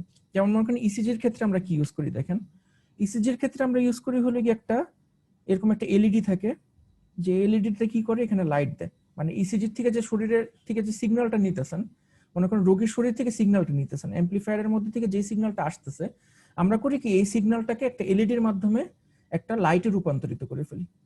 তারপর এই সাইডে আমার কি থাকে, একটা ফটো ডায়োড থাকে। এই ফটো ডায়োডটা কি করে আমার লাইটটাকে রিসিভ করে। এই জিনিসটা পুরো একটা প্যাকেজের মধ্যে ইনক্লুড থাকে। এই প্যাকেজটার নাম হলো গিয়ে অপটো কাপলার। পড়ছেন এই জিনিসটা আপনারা? অপটো কাপলার পড়েন নাই মনে হয় অপটো কাপলার? তারপর জানিতে ওটা করছি স্যার। অপটো কাপলার কি করে দেখেন, অপটো কাপলারটা কি কাজ করছি আমি স্যার। রোগীর শরীর থেকে ইনস্ট্রুমেন্টকে কিন্তু পুরোপুরি ইলেকট্রিক্যালি আইসোলেটেড করে দিল, কারণ আমার কানেকশনটা কিন্তু লাইটের মাধ্যমে আর ইলেকট্রিসিটির মাধ্যমে না। মানে আমি রোগীর শরীর থেকে যা মন চাই সিগন্যাল পাইতেছি, ঠিক আছে, ওই সিগন্যালটাকে আমি লাইটে রূপান্তরিত করে ফেলতেছি। লাইটে রূপান্তরিত করে আমি আমার ইকুইপমেন্টে নিতেছি, মনে করেন অসিলোস্কোপ বলেন, কম্পিউটার বলেন। তাইলে আমার যে মেশিনের সঙ্গে কিন্তু রোগীর শরীরে ডাইরেক্ট কোনো ইলেকট্রিক্যাল কানেকশন নেই। বুঝছেন ব্যাপারটা? এটার জায়গায় আমরা কি ইউজ করতে পারতাম, আমরা ট্রান্সফরমার ইউজ করতে পারতাম না? ট্রান্সফরমার যদি ইউজ করতাম, রোগীর শরীর থেকে যা মন চায় সিগন্যাল আসতেছে, এই সিগন্যালটা পাস হইতেছে কিন্তু ম্যাগনেটিক ফিল্ডের মাধ্যমে, ইলেকট্রিক্যালের মাধ্যমে কিন্তু না। তাইলে এই সাইডে যে মেশিনটাই থাকুক এটার সঙ্গে আপনার একটা ইলেকট্রিক্যাল ইনসুলেশন হয়ে গেল না? সবাই কি বুঝছেন? না স্যার, টপিকসটা ক্লিয়ার না। আপনি যদি মনে করেন এই জায়গায় আমি অপটোকাপলার বসাইলাম না বা ট্রান্সফরমার বসাইলাম না, জাস্ট একটা সিঙ্গেল তার বসাইলাম, রোগীর শরীর থেকে ইসিজি আসতেছে, আমি ইসিজিটা এই তারের মাধ্যমে কম্পিউটারে নিতেছি। তো এই কম্পিউটারটা কি রোগীর শরীরের সঙ্গে ইলেকট্রিক্যালি কানেক্টেড? হ্যাঁ, কানেক্টেড। এখন আমি এই জায়গায় যদি ইলেকট্রিক্যাল কানেকশনের বদলে একটা ট্রান্সফরমার ইউজ করি, রোগীর শরীর থেকে সিগন্যালটা এই ট্রান্সফরমারের মধ্যে দিয়ে যাইতেছে, আর সিগন্যালটা এই ট্রান্সফরমারের প্রাইমারি থেকে সেকেন্ডারিতে কিভাবে যাইতেছে? ম্যাগনেটিক ফিল্ড দিয়ে। এর কি আর ইলেকট্রিক্যাল কানেকশন আছে কোনো? না। এখন কম্পিউটারটা কি রোগীর শরীরের সঙ্গে ইলেকট্রিক্যালি কানেক্টেড? না স্যার। আমি যদি এখানে ট্রান্সফরমার না দিয়ে যদি একটা অপটোকাপলার দিই, এখানে একটা ডায়োড আর এখানে হলে গিয়ে একটা রিসিভার, ফটো রিসিভার, তাহলে কি রোগীর শরীরের সঙ্গে ও আর electrically connected? Optically connected, electrically কিন্তু আর কানেক্টেড না। এখানে যদি কোনো একটা ফল্ট হয়, এই ফল্টটা কি রোগীর শরীরে যাওয়ার কোনো চান্স আছে? না স্যার, ওইটার তো আমার ওই কারণ এই সাইডে তো আপনার ডিটেক্টর আর এই সাইডে হলে গিয়ে ডায়োড। ডিটেক্টর তো আর কখনো আলো দিতে পারবে না, তাই না? আর ডায়োড কখনো আলো নিতেও পারবে না। বুঝতে পারছেন আমার কথাটা? জি স্যার। মানে সিগন্যালটা শুধু এদিকে যাবে, সিগন্যালটা তো এদিকে যাওয়া পসিবল না। এটা হলে কি আমরা ক্লাস 2, মানে রিইনফোর্সড ইনসুলেশন। এই জিনিসগুলো আপনারা যখন আরো বড় হবেন আর ইলেকট্রোমেডিক্যালে যখন যাবেন, ক্লাস 1 ক্লাস 2 ইকুইপমেন্ট সম্পর্কে আরো অনেক কিছু জানতে পারবেন। কিন্তু এটা জাস্ট আপনাদেরকে একটা জানায় রাখা হলো যে এইভাবে ক্লাসিফিকেশন করা হচ্ছে, যাতে আপনারা ইন্টারভিউ বোর্ডে উত্তর দিতে পারেন। বুঝতে পারছেন আমার কথা? তাহলে পরে স্যার এখান থেকে আমরা শুধু এই তিনটা আপনার এই যে বি, বিএফ আর আর সিএফ, CF এই তিনটা মানে শরীরের কোথায় কানেক্টেড এটার উপর ভিত্তি করে এই তিনটা ক্রাইটেরিয়া, আর এই আপনার আর্থিং এর উপর ডিপেন্ড করে মানে এই প্রোটেকশনের উপর ডিপেন্ড করে দুইটা ক্রাইটেরিয়া, একটা লেগে ক্লাস 1, একটা লেগে ক্লাস 2। এই দুটো ওয়েবসাইটে আমি আপনাদেরকে দিয়ে দিব, আপনারা অবশ্যই ভাইভাতে এখান থেকে পড়ে আসবেন। আমি শুধু এটাই জিজ্ঞেস করব যে বিএফ বলতে কি বুঝো, সিএফ বলতে কি বুঝো, আপনারা জাস্ট বুঝাই বলবেন যে কোথার সাথে কোথায় কানেকশন হলে আমরা ওটাকে সিএফ বলি বা বিএফ বলি, বুঝতে পারছেন? জি স্যার। আর স্যার ফাইনালের স্যার আর কোন টপিকস থেকে স্যার বেশি মানে কোশ্চেন আসবে স্যার? আমি তাহলে ফাইনালের টপিকগুলো রিভিউ করি। ফাইনালের টপিকগুলো জি, স্যার। রিভিউ করি। আমাদের শুরু থেকে আসবে ইসিজি। ইসিজি কাকে বলে, ইসিজি কোথা থেকে তৈরি হয়, ইসিজির পুরো ব্রেকডাউনটা পড়তে হবে যে পি ওয়েভ কোথা থেকে আসে, কিউআরএস কমপ্লেক্স কোথা থেকে আসে, টি ওয়েভ কোথা থেকে আসে, অ্যাট্রিয়াল ডিপোলারাইজেশন কি, অ্যাট্রিয়াল রিপোলারাইজেশন কি, ভেন্ট্রিকুলার ডিপোলারাইজেশন কি, ভেন্ট্রিকুলার রিপোলারাইজেশন কি, পড়লেন, পুরোটা পড়লেন, শেষ। তারপরে কি আসবে আমাদের? এরপরে আসবে হলে কি আপনার ওই যে নোটগুলো, প্রাইমারি পেসমেকার সেল কোথায় থাকে, সেকেন্ডারি পেসমেকার সেল কোথায় থাকে, তিনটা ভাগ যে এসএ নোড, এভি নোড আর হিস পার্কিনজি বান্ডেল। এভি নোড আর এসএ নোডের মধ্যে ডিলে কতটুকু, মানে এসএ নোড থেকে যে সিগন্যালটা তৈরি হয় এই সিগন্যালটা এভি নোডে আসতে কতক্ষণ সময় লাগে। এসএ নোড সময় বলছিলেন যেন স্যার মনে 100। আপনারা সবাই তো পরীক্ষাতে ঠিক আনসার দিয়েছেন, পারেন না মানে কি? দেখে দেখে লিখছেন। 70 মিনিট যেটা স্যার 100 মিলি সেকেন্ড লাগে, মানে 0.1 সেকেন্ড লাগে এসএ নোড থেকে এভি নোডে যেতে। হ্যাঁ ওটা 0.1 স্যার, আপনার ওটা স্লাইডে ছিল না। স্লাইডে ছিল 100 মিলি সেকেন্ড লাগে। এরপর আপনারা পড়বেন এসএ নোড থেকে যেই সিগন্যালটা তৈরি হয় এই সিগন্যালটার ফ্রিকোয়েন্সি কত, এভি নোড থেকে যে সিগন্যালটা তৈরি হয় এটার ফ্রিকোয়েন্সি কত। দুইটার ফ্রিকোয়েন্সি কিন্তু এক না, এসএ নোডটার ফ্রিকোয়েন্সি বেশি, এভি নোডটার ফ্রিকোয়েন্সি কম, হিস পার্কিনজিতে আরো কম। এখন মনে করেন একটা রোগীর শরীরে এসএ নোডটা নষ্ট হয়ে গেছে, স্যার ওটা তো 70 মিলি সেকেন্ড ছিল মনে হয় এসএন। 70 হার্টজ। 70 আর স্যার হিট পার্টিকল ওটা তো স্যার দেওয়া ছিল না, ওটা কত স্যার? 70 হার্টজ না, 70 বিটস। মিলি অবলিগাম এমআই স্যার মিনিট তো লিখছেন নাকি? তা এখন মনে করেন একটা রোগীর শরীরে এসএ নোড নষ্ট হয়ে গেছে, ঠিক আছে? মনে করেন একটা রোগীর শরীরে এসএ নোডটা ব্লক হয়ে গেছে, কোনো একটা কারণে এসএ নোড নষ্ট। ওই রোগীর হার্টটা কত বিট পার মিনিটে বিট করবে? হার্ট তো বিট করতেই হবে, হার্ট বিট করা ছাড়া তো আপনি বাঁচবেন না। শরীরের মধ্যে ব্যাকআপ মেকানিজম আছে, নষ্ট হয়ে গেল যাতে হার্টটা বিট করে, কত বিট পার মিনিটে করবে? ব্রেসমেকার লাগানোর কথা বলছিলেন তো স্যার, ওটা যদি নষ্ট হয়। মনে করেন ওই রোগীটার এখনো ডায়াগনোসিস হয়নি কিন্তু রোগীটা বেঁচে আছে এখনো, জি স্যার। তাহলে ওর হার্টবিট কত হবে? 50। মানে তখন পুরো হার্টটা চলবে হলে কি এভি নোডের সিগন্যালে, বুঝছেন? মানে সিগন্যালটা জেনারেট হবে তখন এভি নোড থেকে। এবং ওই প্রাইমারি নোডে আমাদের হচ্ছে 70 আর সেকেন্ডারিতে 50। হ্যাঁ, প্রাইমারি থেকে আপনার সিগন্যালটা যখন সেকেন্ডারিতে আসে তখন কিন্তু আপনার সেকেন্ডারিটা একটা সিগন্যাল জেনারেট করে, ওই সিগন্যালটা আপনার হিস পার্কিনজিতে চলে যায়, তারপরে ওই অংশটা আবার ইয়ে করে। এখন মনে করেন, হ্যাঁ বলেন। আর হিস পার্কিনজিকুলারে তখন কেমন করে? ওটা তো স্লাইডের মধ্যে লেখা আছে না আর ওই টপিকসটা তো নাই স্যার, ওটার মিনিট কত স্যার? ওটা হিস পার্কিনজি হলো কি 20 থেকে 40। 20 থেকে 40 লেখা আছে স্লাইডে, আপনারা ভালো করে পড়েন স্যার। ওটা তো বান্ডেল ব্রাঞ্চেস 20 থেকে 40, বান্ডেল অফ হিস আর হচ্ছে পার্কিনজি ফাইবার। তো সাজেশন দিক স্যার, আমি দেখাই আপনাদেরকে। আর পার্কিনজিং ফাইবার স্যার 20 থেকে 40। বান্ডেল অফ হিস আর পার্কিনজি দুইটাই কিন্তু 20 থেকে 40, এই দুইটাকে মিলে একসাথে বলা হয় হিস পার্কিনজি, বুঝছেন? দুটো কিন্তু একই রেট, একই 20 থেকে 40 দুইটারই। আচ্ছা, তো এটা একটা কোশ্চেন থাকতে পারে। তারপর মনে করেন যদি কারো প্রাইমারি পেসমেকার সেল নষ্ট হয়ে যায় তখন আমরা কি করি? তখন আমরা একটা পেসমেকার বসাই। পেসমেকারটা বেসিক্যালি কি করে, মিনিটে 70 বার করে এসএ নোডটা যে সিগন্যালটা জেনারেট করতেছিল ওই সিগন্যালটা জেনারেট করে, বুঝতে পারছেন? গেল এই জিনিসটা। এই টপিকের পরে ইসিজি থেকে আর কি পড়ছি? ইসিজি থেকে এরপর আমরা পড়ছি কার্ডিয়াক ভেক্টর কাকে বলে। কার্ডিয়াক ভেক্টর আপনারা জানেন যে পুরো হার্টের ইলেকট্রিক্যাল অ্যাক্টিভিটিকে আমরা যদি একটা ভেক্টর দিয়ে প্রকাশ করি তখন ওই জিনিসটাকে আমরা বলি কার্ডিয়াক ভেক্টর। কার্ডিয়াক ভেক্টরের সাথে সাথে আপনার কোশ্চেন আসবে আইনথোভেন ট্রায়াঙ্গেল কাকে বলে, আইনথোভেন ট্রায়াঙ্গেল কাকে বলে বা কার্ডিয়াক ট্রায়াঙ্গেল কাকে বলে।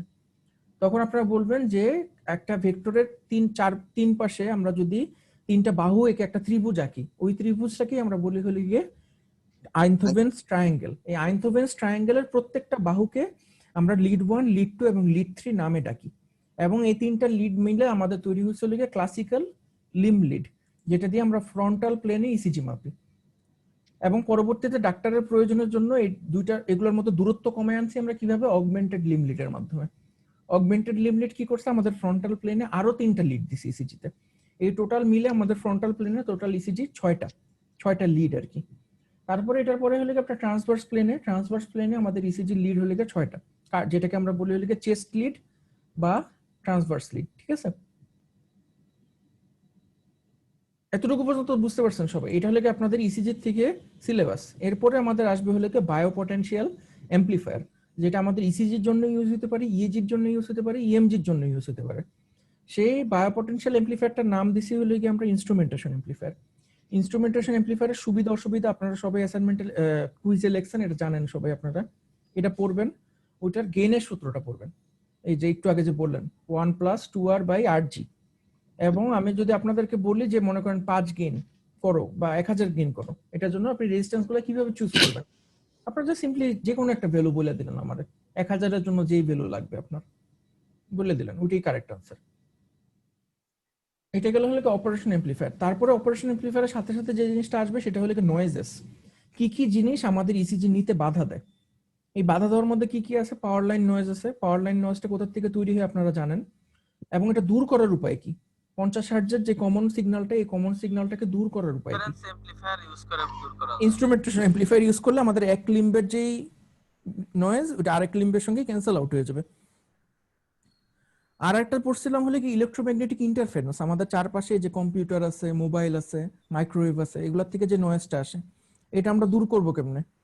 আমরা যদি অ্যাম্পলিফায়ারটাকে শিল্ড করে দিই, শিল্ড করে দিলে আমাদের শিল্ডিং এর মধ্যে দিয়ে ওই নয়েজটা চলে যাবে, ইলেকট্রোম্যাগনেটিক ইন্টারফারেন্স। আরেকটা কি পড়ছিলাম? Movement artefact. মুভমেন্ট আর্টিফেক্ট আমরা কি দিয়ে দূর করি? ফ্লোটিং ইলেকট্রোড দিয়ে দূর করি। ফ্লোটিং ইলেকট্রোড দিয়ে। এবং ফ্লোটিং ইলেকট্রোডের সঙ্গে আমরা একটা কি লাগাই? একটা লো পাস ফিল্টার লাগাই। একটা লো পাস ফিল্টার লাগে। লো পাস ফিল্টার লাগাইলে যে মুভমেন্টের কারণে যে ফ্রিকোয়েন্সিটা, এই ফ্রিকোয়েন্সিটা জেনারেলি লো হয় অনেক। এই লো ফ্রিকোয়েন্সিটা আমরা কাট করে দিই এই লো পাস ফিল্টার ইউজ করে, মানে 1 হার্টজের থেকে লো ইউজ করব। কারণ 1 হার্টজের থেকে যদি বড় দিই তখন আমার ইসিজি বাদ পড়ে যাবে। ইসিজি হলে কি 1 থেকে 100। ইসিজি তো স্যার হার্টজের মধ্যে। মুভমেন্ট আর্টিফেক্টের ক্ষেত্রে স্যার তো হাই পাস ফিল্টার ইউজ করা হয় sir. High pass filter use করা হয় হলে কি আপনার ইসের ক্ষেত্রে ইলেকট্রোম্যাগনেটিক ইন্টারফারেন্সের জন্য। স্যার ওইটার ক্ষেত্রে তো বলছিলেন স্যার হলো লো পাস ইউজ করা হয় স্যার। আপনার ইলেকট্রোম্যাগনেটিক ইন্টারফারেন্স কি লো ফ্রিকোয়েন্সি না হাই ফ্রিকোয়েন্সি? আমি ভুল বলতে পারি, কিন্তু এটা তো কমন সেন্স দিয়ে তো বোঝা যায় যে ইলেকট্রিক্যাল ইন্টারফারেন্স হাই ফ্রিকোয়েন্সি হবে। যেমন আপনার কম্পিউটার যে সুইচ করে, কম্পিউটারের সুইচিং ফ্রিকোয়েন্সি কত? 10 কিলোহার্টজ। 10 কিলোহার্টজ অবশ্যই আপনার ইসিজির সঙ্গে যদি তুলনা করেন তাহলে সরি স্যার আপনি নিজেই বলছিলেন স্যার হ্যাঁ কমানোর জন্য লো পাস ফিল্টার ঠিক ইউজ বলছেন, করা ঠিক হয় বলছেন, আর হলো ফ্যারাডেস ঠিক বলছেন। কেজ ব্যবহার করা আমি হয়। আমি আমি ভুল বলছি, হ্যাঁ ঠিক আছে, কারণ এটা তো হলো কি হাই ফ্রিকোয়েন্সি, তাই না? এটা হলো কি হাই ফ্রিকোয়েন্সি, মানে মনে করেন 10 কিলোহার্টজ, তাহলে আমি ইসিজিটাকে তখন পাস করতে দিব, তাহলে এটা হবে হলো কি আপনার লো পাস ফিল্টার। ঠিক বলছেন আপনি, আমি ভুল বলছি, এটা হবে লো পাস ফিল্টার। এটার জন্য আমরা লো পাস ফিল্টার ইউজ করব ইলেকট্রোম্যাগনেটিক ইন্টারফারেন্সের জন্য। আর মুভমেন্ট আর্টিফেক্টের জন্য আমরা ইউজ করবো হলো হাই পাস ফিল্টার। মানে ও মুভমেন্ট আর্টিফেক্ট গুলো যদি লোয়ার ফ্রিকোয়েন্সিতে হয়, লোয়ার ফ্রিকোয়েন্সি গুলোকে কেটে দিবে, ও ইসিজিটাকে যেতে দিবে। ঠিক আছে, আমি আসলে নামটা ভুলে ফেলছি, এটা হবে হাই পাস ফিল্টার। ঠিক বলছেন আপনি, এইচপিএফ, আর এটা হবে কি এলপিএফ। এটা হলো মুভমেন্ট আর্টিফেক্টের জন্য, আর এটা হলো কি ইএমআই এর জন্য। ইএমআই এর জন্য এলপিএফ আর মুভমেন্ট আর্টিফেক্টের জন্য এইচপিএফ। Thank you. এরপরে আর কি বলছিলাম? আরটা ছিল হলো কি আপনার কন্টাক্ট ইম্পিডেন্স। কন্টাক্ট ইম্পিডেন্স একটা সমস্যা। কন্টাক্ট ইম্পিডেন্সের কারণে আমাদের সিগন্যালটা ঠিকমতো পৌঁছাতে পারে না, এবং পাওয়ার লাইন নয়েজের কারণে যে ভোল্টেজটা, ওই ভোল্টেজটা বেশি হয়। এটা আমরা দূর করি হলে গিয়ে স্কিনকে ঘষে ভালো করে পরিষ্কার করি এবং একটা জেল ইউজ করি। জেলটা ইউজ করলে আমাদের কন্টাক্টটা ভালো হয়। হ্যাঁ, কন্ডাক্টিভ জেল বলা হয়। ঠিক বলছেন। এই মোটামুটি 4 ধরনের পড়লেই, 3-4 ধরনের নয়েজ পড়লে আপনার এখান থেকে সব কোশ্চেন আনসার করতে পারবেন আপনারা। এটার পরে আমাদের ইসিজির পরে যে জিনিসটা আসবে, ইসিজির অ্যাম্পলিটিউড যদি 2 মিলিভোল্ট হয় তাহলে আমরা জেনারেলি এটাকে 1000 টাইমস অ্যাম্পলিফিকেশন করি। তো আমি আপনাকে কোশ্চেন জিজ্ঞেস করতে পারি যে ইসিজির অ্যামপ্লিটিউড কত। আমরা লিড 1 এর যে ইসিজি পাই এটার অ্যামপ্লিটিউড জেনারেলি কত হয়? জেনারেলি আমরা 1.5 ভোল্ট থেকে 1.5 মিলিভোল্ট থেকে 3 মিলিভোল্টের মধ্যে পাই। তবে আপনারা এভারেজ ভ্যালু যদি 2 মিলিভোল্ট বলেন তাহলে ওইটাই কারেক্ট আনসার।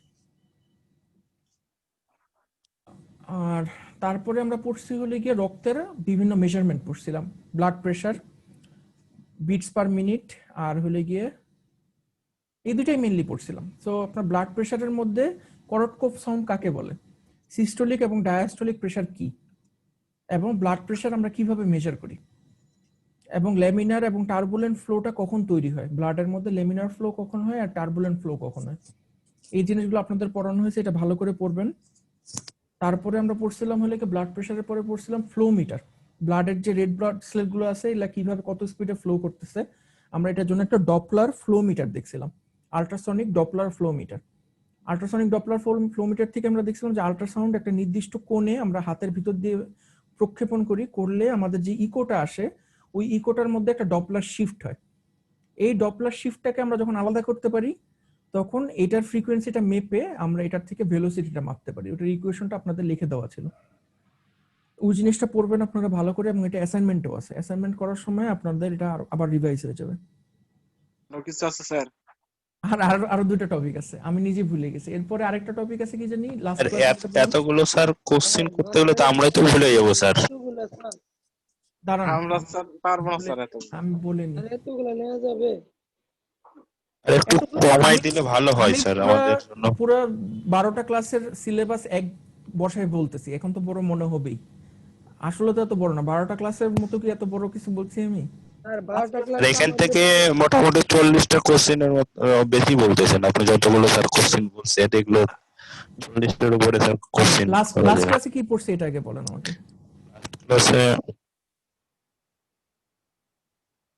লাস্ট ক্লাসে কি পড়ছি আমরা? লাস্ট ক্লাসে আমরা পড়ছি স্পাইরোমেট্রি। স্পাইরোমেট্রি থেকে বেশি কোশ্চেন নেই, স্পাইরোমেট্রি থেকে আপনারা যে জিনিসটা পড়বেন যে ডায়াফ্রেম, স্পাইরোমেট্রি পড়ছিলাম, ওই যে নিউমোটেকোমিটার, যেটা দিয়ে আমরা কিভাবে যে লাংসের মধ্যে সমস্যা আছে নাকি এটা বুঝি কিভাবে, সেটার মধ্যে আমরা 3টা মেজারমেন্ট পড়ছিলাম। একটা পড়ছিলাম ভিএফ, ভিএফ1, আর হলে গিয়ে আপনার ক্যাপাসিটি। এই 3টা জিনিস আপনারা পড়বেন। এই 3টা জিনিস কি আপনাদেরকে দিছিলাম আমি? দেই নেই। আর স্ট্যাটাসের গঠন প্রণালী তো পড়াইছিল মনে হয়। কিসের? স্টেথোস্কোপের গঠন প্রণালী আপনাদের পরীক্ষায় জিজ্ঞেস করব না, ওটার মধ্যে জিজ্ঞেস করার মতো কিছু নেই।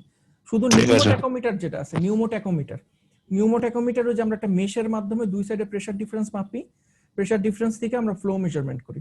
ওই জিনিসটা থেকে আপনাদেরকে 3টা থেকে 4টা কোশ্চেন আছে ওখানে, ভিএফ, ভিএফ1 আর ভিসি। এইটা একটা স্লাইড আছে আমার কাছে, এই স্লাইডটা আমি আপলোড করে দিব, ওই স্লাইডটা পড়বেন। আর আজকের ক্লাস থেকে যে এই যে ক্যাটাগরিটা দেখালাম, সেফটি ক্যাটাগরি, এই সেফটি ক্যাটাগরি এটাই আপনাদের সিলেবাস। আমার মনে হয় না সিলেবাস এমন কিছু বড়। স্যার আপনার স্লাইড গুলো স্যার একটু বাকি যেগুলো আছে স্যার ওগুলো আজকে দিয়ে দিলে আমাদের একটু ভালো। ঠিক আছে স্যার, একটা পাইছি যেটা ইসিজি দিছিলেন। ঠিক আছে। আর আপনাদের অ্যাসাইনমেন্ট করার সময় এগুলো সবকিছু আবার রিভাইজ হয়ে যাবে, অ্যাসাইনমেন্ট এগুলো সবকিছু আছে। আর ওই মানে যেগুলো আমাদের স্লাইড থাকুক আর যেগুলো আমাদের যে আর কি রেকর্ডিং আছে একটু কাইন্ডলি দিয়ে দিলে আমরা একটু ঠিক আছে।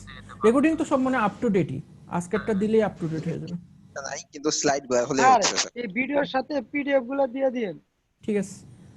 আর আপনাদের যদি কোনো কোশ্চেন থাকে অবশ্যই গুগল ক্লাসরুমে কন্টাক্ট করবেন, ঠিক আছে? গুগল ক্লাসরুমে পোস্ট দিবেন যদি অ্যাসাইনমেন্ট করতে বা অন্য কোনো সমস্যা হয়। ঠিক আছে, তাহলে আপনাদের আবার কবে? শুধু ভাইবার দিন দেখা হবে আপনাদের সঙ্গে আবার, না?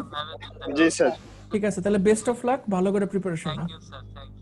স্যার হ্যাঁ আপনিও সুস্থ থাকবেন। স্যার আমার একটু কথা ছিল স্যার। হ্যাঁ বলেন। স্যার আমি তো ওই পরীক্ষা দিতে পারিনি স্যার, আমার একটু ফ্যামিলিগত সমস্যার কারণে নেটওয়ার্কের বাইরে ছিলাম 4-5 দিন স্যার। মেকআপ পরীক্ষাও দেন নাই? না স্যার। কি করবেন বলেন? একটা সিটি দিয়েছি স্যার, একটু গুড অ্যাডভাইস করেন স্যার, কি করতে পারি? আচ্ছা, আমি তাহলে আপনাকে যেটা করব সেটা হলো কি, আমি আপনাকে ওই যে মিড টার্মের রেজাল্টটা আমি অ্যাবসেন্ট দিয়ে দিব। মিড টার্মের রেজাল্টটা আমি যদি আপনাকে অ্যাবসেন্ট দিয়ে দিই, অটোমেটিক আপনার গ্রেড চলে আসবে আই, বুঝতে পারছেন? সেই না ক্ষেত্রে সরি স্যার, মিড টার্ম পরীক্ষা দিয়েছি তো স্যার। কি দেন নাই আপনি? মিড টার্ম স্যার এই যে আগে পরীক্ষাটা গেল দেন এটা। লাস্ট সিটিটা দেনি স্যার। লাস্ট সিটি না দিলে সমস্যা নেই, লাস্ট সিটি না দিলেও সমস্যা নেই। আমি ওই প্রথম সিটিটা দুটো করে কাউন্ট করব আর লাস্ট সিটিটা একটা কাউন্ট করব। লাস্ট সিটি স্যার আছে সামনে না? হুম। জি স্যার, কালকে আছে স্যার। জি স্যার, ওকে স্যার। কালকে নাই, আপনি কি বুঝতেছেন? আরে সিটি ভাই শেষ হয়ে গেছে। যেটা দিয়েছে একটা সিটিকে দুইবার কাউন্ট করব। কাউন্ট করবে স্যার। ও আচ্ছা, ঠিক আছে, যেটা ঠিক দিয়েছেন আছে। ওটা একটা, এইভাবে তিনটা তো, তিনটা এইভাবে count বুঝছেন? জি স্যার, বুঝতে ঠিক পারছি আছে, স্যার। আমি তো ভয় পেয়ে গেছিলাম যে মিড টার্ম দেয় নাকি, আমি নোটিস না করিনি। না স্যার, মিডটার্ম আচ্ছা দিয়েছে স্যার। ঠিক আছে, তাহলে আপনারা Actually ভালো করে পড়েন। স্যার অ্যাকচুয়ালি হ্যাঁ, উনি ভালো। আমাদের সিনিয়র বড় ভাই স্যার, ও ওনার আচ্ছা আচ্ছা। আসলে একটু হয় এটা সবার দিক থেকে স্যার, একটু আপনি একটু দেখেন স্যার হ্যাঁ। স্যাক্রিফাইস। ঠিক আছে, ঠিক আছে, তাহলে আমি আজকে স্যার মিটিংটা আমার শেষ একটা করে দিচ্ছি। বিষয়, স্যার হ্যাঁ আমার একটা বলেন বিষয় জানার ছিল স্যার। আমি বলেন বলেন। স্যার গত 2 সেমিস্টার আগে দুইটা সাবজেক্ট মানে পরীক্ষা দেইনি। একটা দিছিলাম মিড, তাও মানে সাদা খাতা জমা দিয়ে আসলাম একটু 2 প্রবলেমের সেমিস্টার কারণে। আগে জি জি। আগে হলে আপনার তো অটোমেটিক আমার ফেল হয়ে গেছে। যেটা ফেল হয়ে গেছে, কিন্তু স্যার ওখানে পয়েন্টটা আমি মানে বুঝলাম না কিভাবে দিল, একবারে 1.17 বা এই জাতীয় একটা এভারেজ পয়েন্ট আসছে, আমি এই জিনিসটা বুঝলাম না। সিজিপিএ হ্যাঁ, জিপিএ, মানে সিজিপিএ। সব মিলে সিজিপিএ নাকি শুধুমাত্র ওই সাবজেক্টের জন্য? ওই মানে ওই সেমিস্টারে যে আমার যে 4 ক্রেডিট ইয়ে ছিল, ওইটার জন্য মানে খুবই মানে কম সিজিপি আসছে। আমি ওই সেমিস্টারটার জন্য আলাদা আলাদা করে ছিল না। রেকর্ডটা একটু অফ করে দেন প্লিজ। আপনি হিসাব